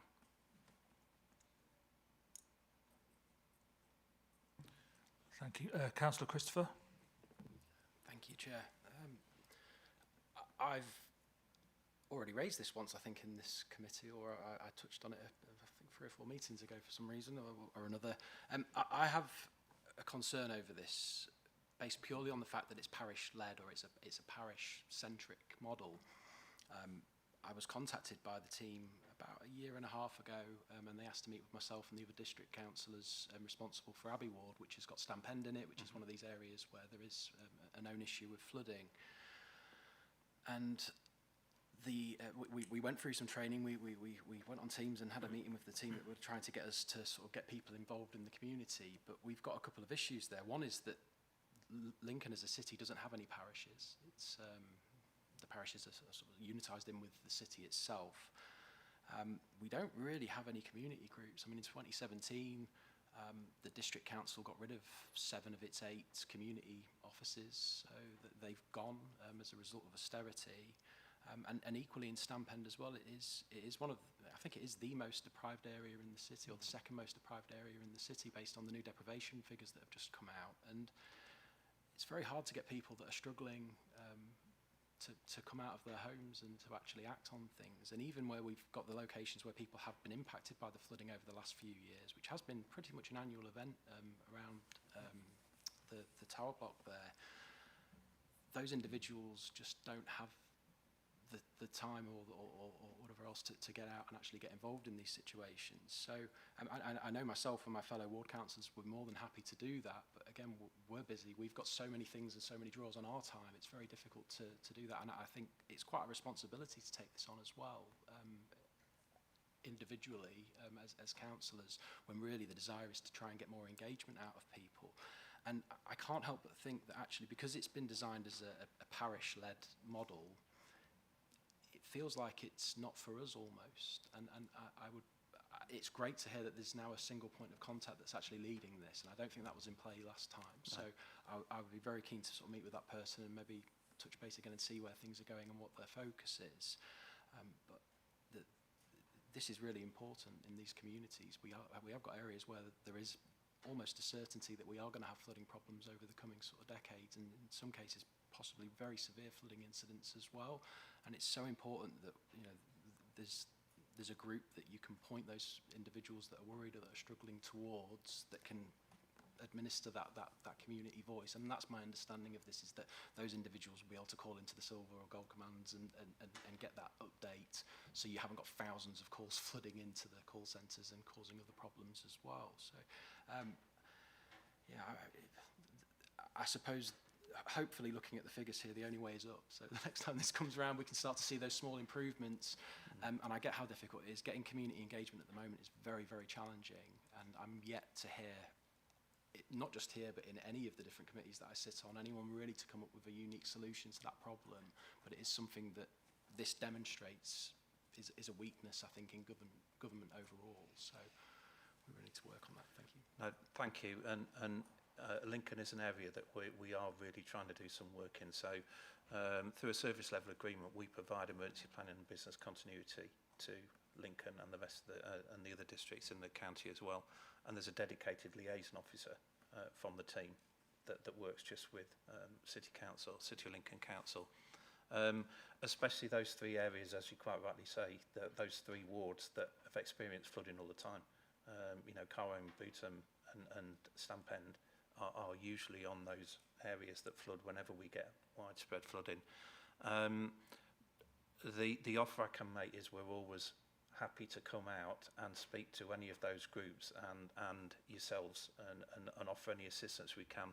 But what I wouldn't want you to think is that there isn't a plan in place, regardless if there's groups or not. So we have lists of rest centres, we look at evacuation, and officers will enact that if it's necessary. These groups really are just to help us out and to provide some more resources and hopefully make themselves a little bit more resilient. But I do agree. I think it's difficult more in the towns than it is in the rural areas to get these groups together. Could I just come back briefly? So, and that makes sense. And thank you.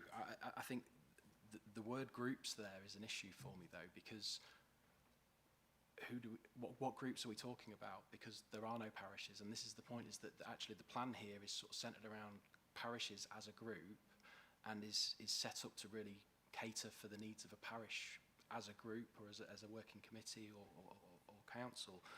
We don't have those in the city. So again, when you say a group, which group? Because in my ward it might be a completely different group to Bootham or Sinsel Bank or Park Ward there as well. So and I'm yet to sort of see a defined answer as to what that group is and how that group's formulated, because they just simply don't exist. I mean, we've got the Methodist Church where there's a group that meets that you could maybe bring in. You've got the Baptist Church who have their little things that are going on. You've got the various different sort of martial arts groups that are providing for the city and other things. There's lots of groups that are coming together, but there doesn't yet seem to be a group of individuals as a community group that you could actually point this towards who would be able to tackle this and take this forward, in my view at the moment. And I think that's really where, as a city, we need more support from the team possibly to understand how we can achieve that. Does that make sense? And my offer would be perhaps we can come and meet with you and look at how we can take that forward for Lincoln. I mean, you know, maybe we could include or engage with neighbourhood watches, residents associations, just probably have some sort of event where we can try to bring existing groups or learn about existing groups that there are in the city and see if they'd be interested in doing some of this work.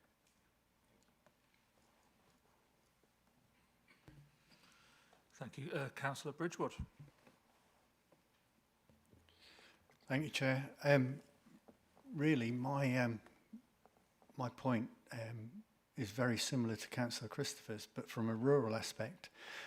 Yes, you're doing excellent work and it's targeted through the parishes, but there are areas that have dormant parishes. Has any work been done to identify if any of those fall into, say, flood areas, and how would you propose to engage with those? So it's a very similar question, but from a different perspective, and it still applies because the delivery mechanism is aimed at going through parishes.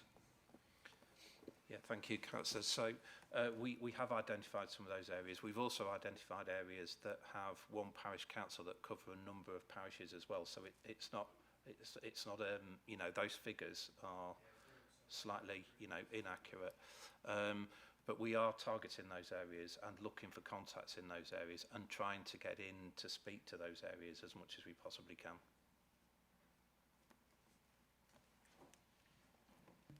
Thank you. Councillor Davies. Thank you.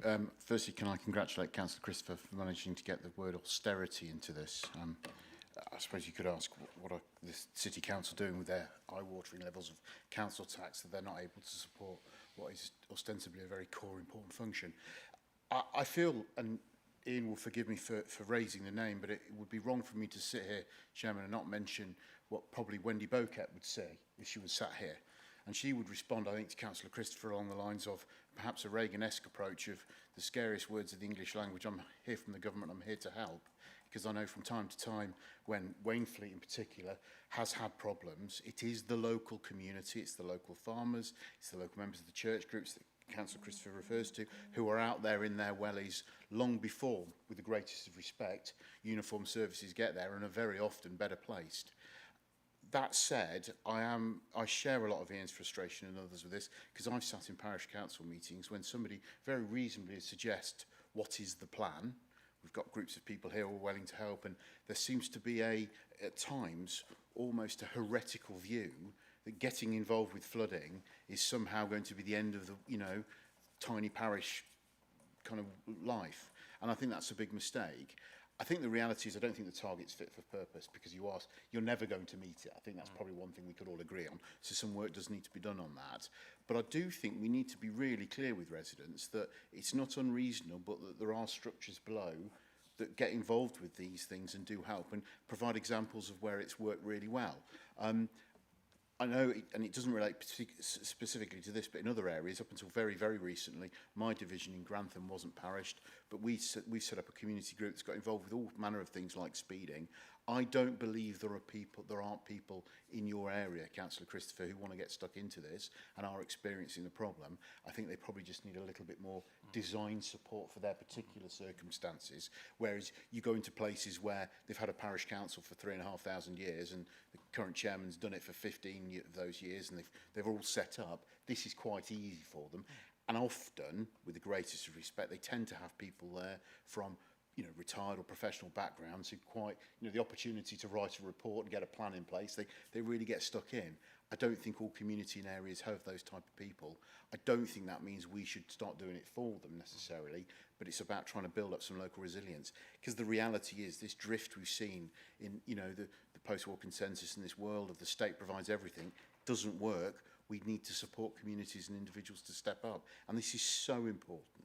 Ian and colleagues and the gentleman here from the fire service will have been stood, 3, 4, 5, 6 feet deep in water. And I was last January in Grantham, looking into a gentleman's kitchen that's never flooded before, watching his, kitchen table float down to the end of the garden. It's a terrifying, devastating thing to happen. And I don't think we should let local inhibitions, if I could refer to them as that, Mr. Chairman, get in the way. And in some places, and I think it's really disappointing, Skegness, if I heard you right, is on your list. Yep. They've got a town council, they've got lots of councillors, some of them are dual and triple hatted here. For them not to be engaging with that process, I think is a real disappointment. And I think we need to be saying to the wider public, you're being let down by your elected representatives in some instances. I agree entirely, Councillor. And this happens anyway during flooding emergencies. Communities do come together, in my experience, and I've attended, unfortunately, a lot of flooding incidents in my time, but they do come together and want to help each other. They do know where four-wheel drive vehicles are. They do know where they can get sand. They do know where doctors live, nurses live, and more important, they do know where vulnerable people are. And they can help us, because that's where most of our resources are going to go. If we have to start evacuating people, we're going to be helping those that perhaps can't help themselves. So this does happen anyway. It's just trying to encourage them, keeping the plan simple, because it's not a huge document, so that it's really easy to fill in. It doesn't take much maintenance, and it's not putting anybody in danger either. This is, as you quite rightly say, a stopgap until the emergency services get there, and we're not expecting people to put themselves in any sort of danger. Yeah, absolutely. Thank you very much.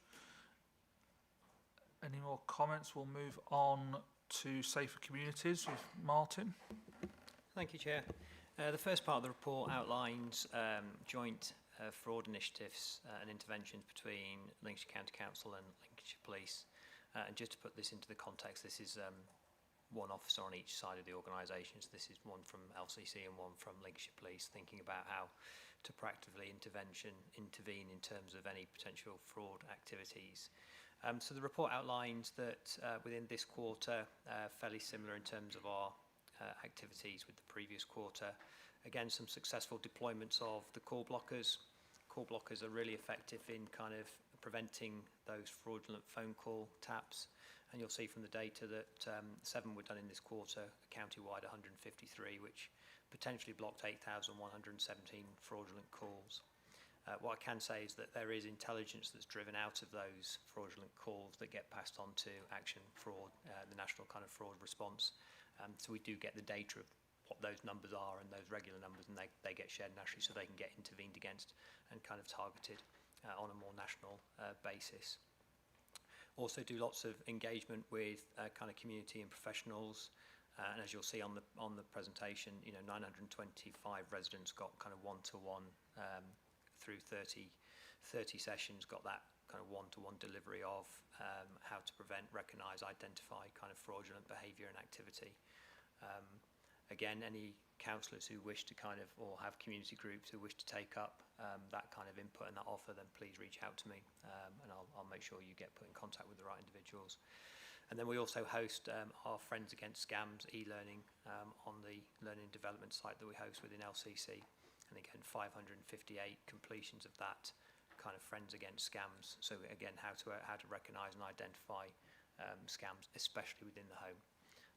Because not all fraud is outside of the home. That vulnerable people are exploited by family members, unfortunately. So again, it's that that Friends Against Scams is very much about making sure that you know who it is that you're either giving money to or transferring money to. So what we can't say within this report is the necessary impact that has. What I can say is it certainly provides confidence to people who go on the training, confidence to people who have that verbal input and that presentation around fraud, in their confidence in identifying, understanding where or when they might be partial to fraud.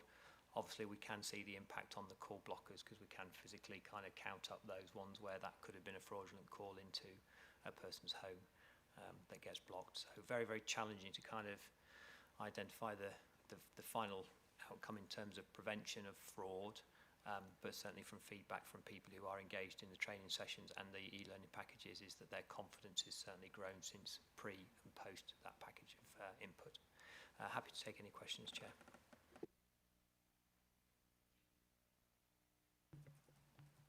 Any comments or questions for Mark? Councillor Bamford? Yeah, thank you for the report and the statistics here.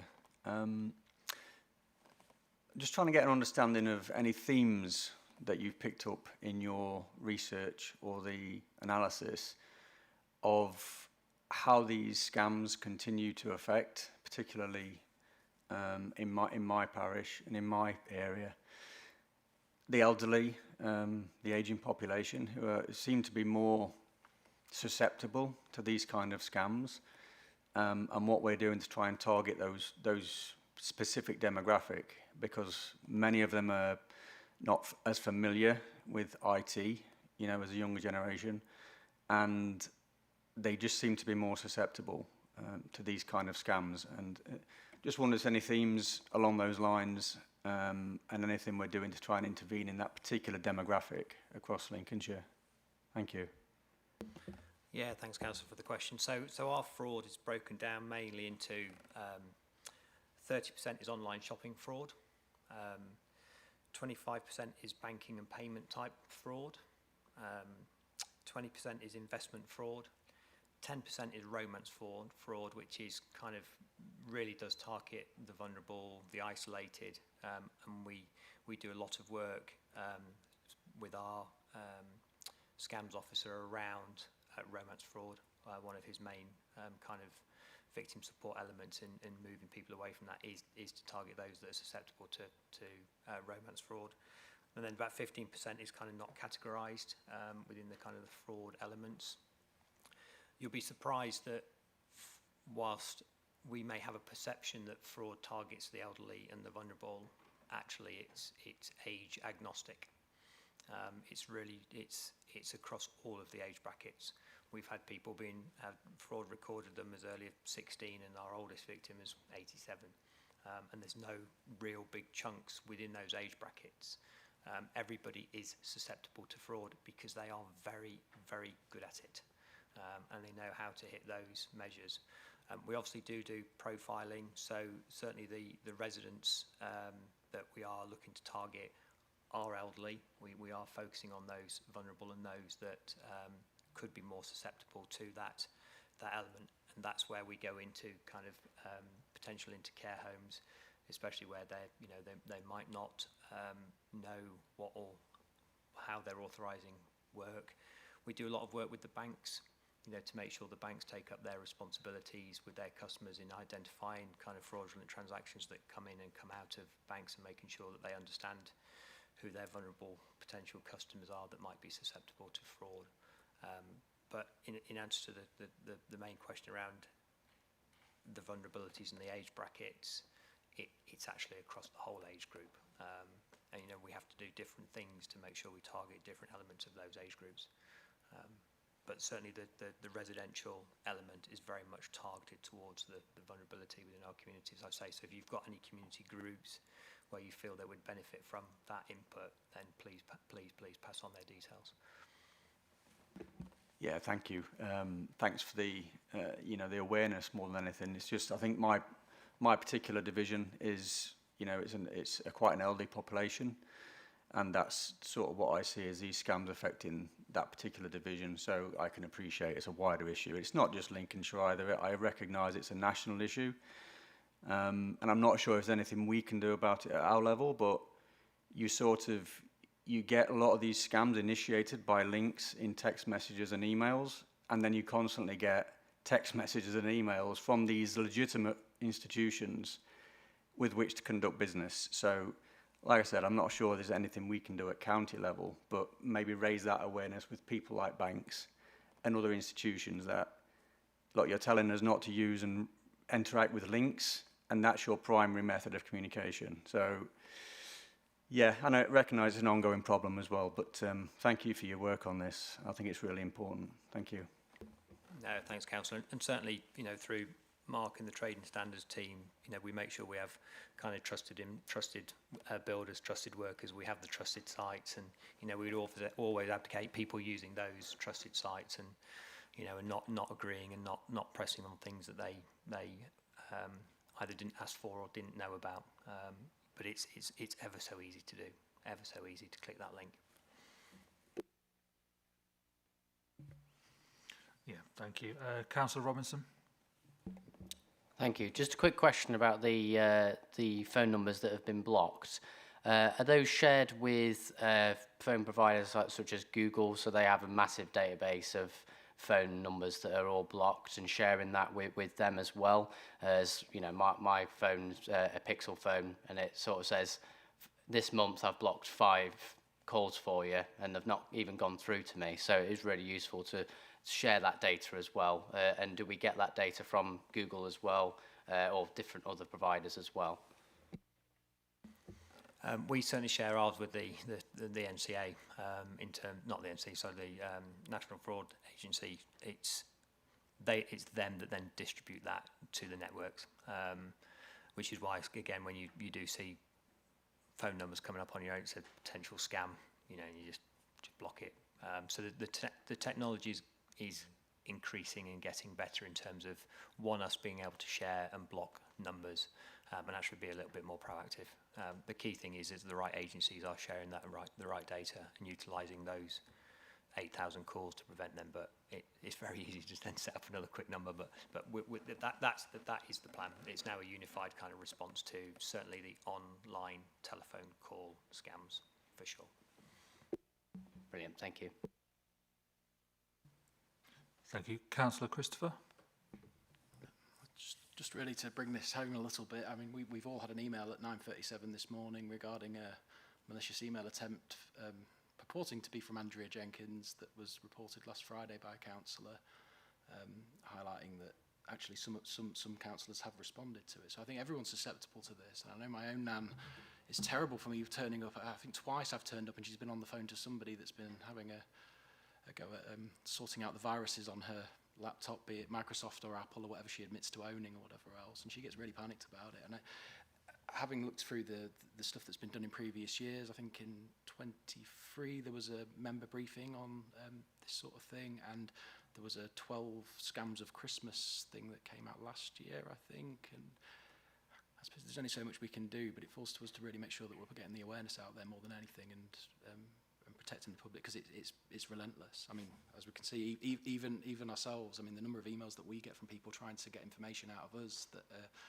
not necessarily the person that they're claiming to be. So, and it's very easy when you're tired or whatever else to sort of slip up in that regard. So, yeah, I just wanted to sort of point that out, because, like I say, it's very pertinent that it came through this morning just before the meeting started. Yeah, I think you're right, Councillor. That's why I say there is no age grade bracket to it. Anyone is susceptible to fraud, and it's very challenging, very difficult to sometimes spot it. Yes, thank you very much. We'll carry on with Martin now, coroners and registrations. So overall, some positive elements within the coroners registration space. So the percentage of births and registered the percentage of births to 42 days is a national target, and not one that we set locally. So that 98% is a national target, and we hit 99% on that. And the 5 days registered to death is also a national target. That 90% of all deaths registered within 5 days is also a national target, one that we are below at 73%. There's a real clear sort of view from Lincolnshire. This is not about the availability of the registration appointments. We have sufficient registration appointments to meet the 5 days registration. This is about people's choice. So we may not have in a rural area a registration site open 5 days a week, because it's not economically viable for us to have that open 5 days a week for people to have to register their death. So therefore they are choosing to wait for that registration site to be open to register their death, which goes outside of the 5 days. So it's not that we aren't, as a local authority, able to provide registration services within the 5 days. It's our rural county and people's choice of when they want to do it. And we don't feel as though we should be pushing people who are in a time of bereavement into meeting a 5-day target. We'd rather them choose their choice and coming at a time when it's suitable for them to kind of register those deaths. Our current days actually post this data is we're down to 3 days now anyway, so we're performing back inside of that kind of 5-day element from when we received that notification from the medical examiner. So that's a kind of a, whilst it's a national target for us to hit 90, our rural county, and our kind of being fair and considerate to those that have been in a bereaved situation kind of outweighs our want to kind of drive a national target. We need to satisfy ourselves that we've got the availability dates in a location where it suits our residents and make that available for them. This will ultimately change in the next 6 months as death registration moves to telephone as well. So there'll be the ability in the future. So these metrics will all change over the next sort of 6 to 12 months. The other 2 bits of data that kind of sit within here, the open inquests at 246 and the overall month inquest at 28, both below what our target is.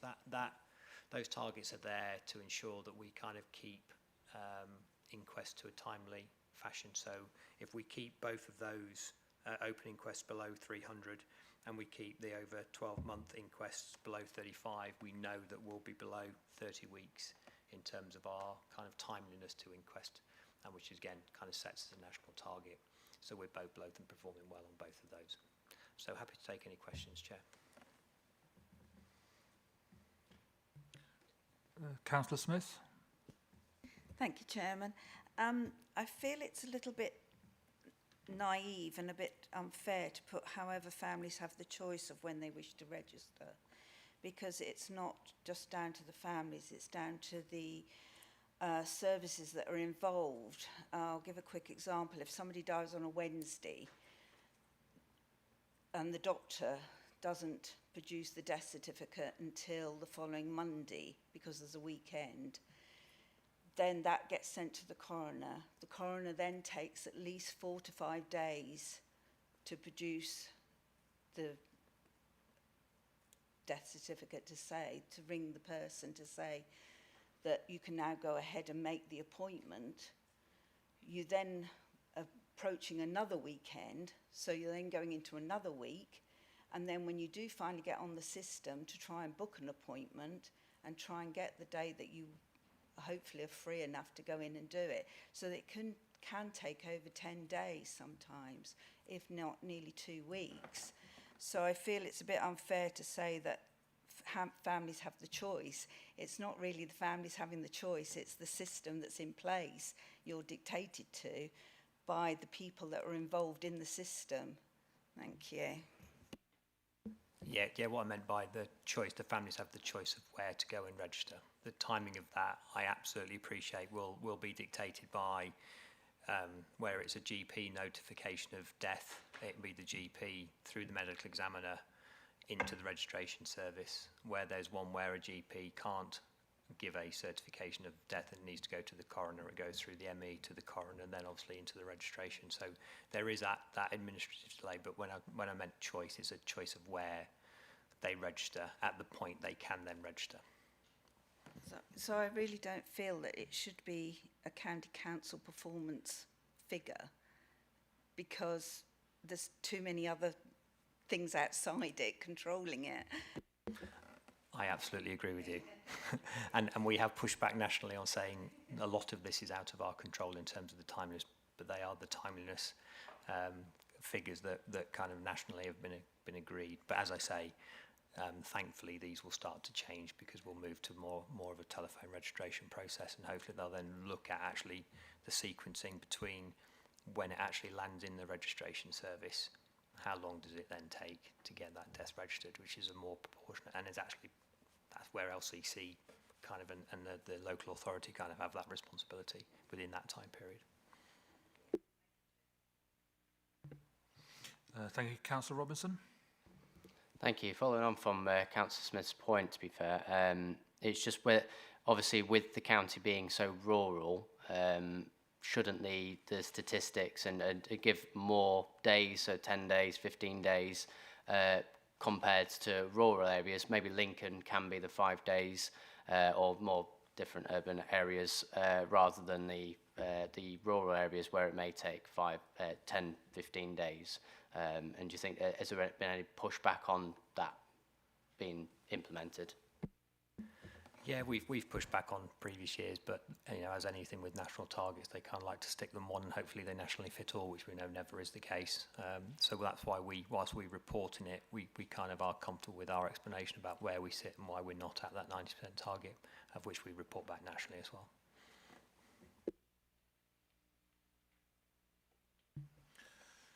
Thank you. If that's everyone, we'll now move on to Christopher O'Rourke, volunteering.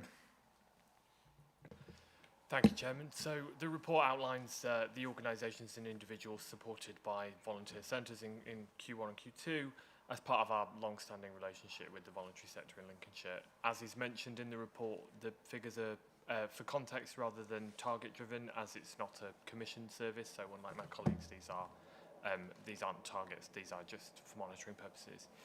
So I'll take the report as read, but just to briefly explain the background here, this we recognise is only part of a bigger picture of volunteering in the county, as it's the organisations and individuals supported through the Lincolnshire Community and Voluntary Partnership, which is the accredited support body for the county and each of its districts. So that could be organisations who host volunteers looking for support to do that appropriately, groups looking for support accessing funding, or businesses looking for volunteer opportunities for their staff.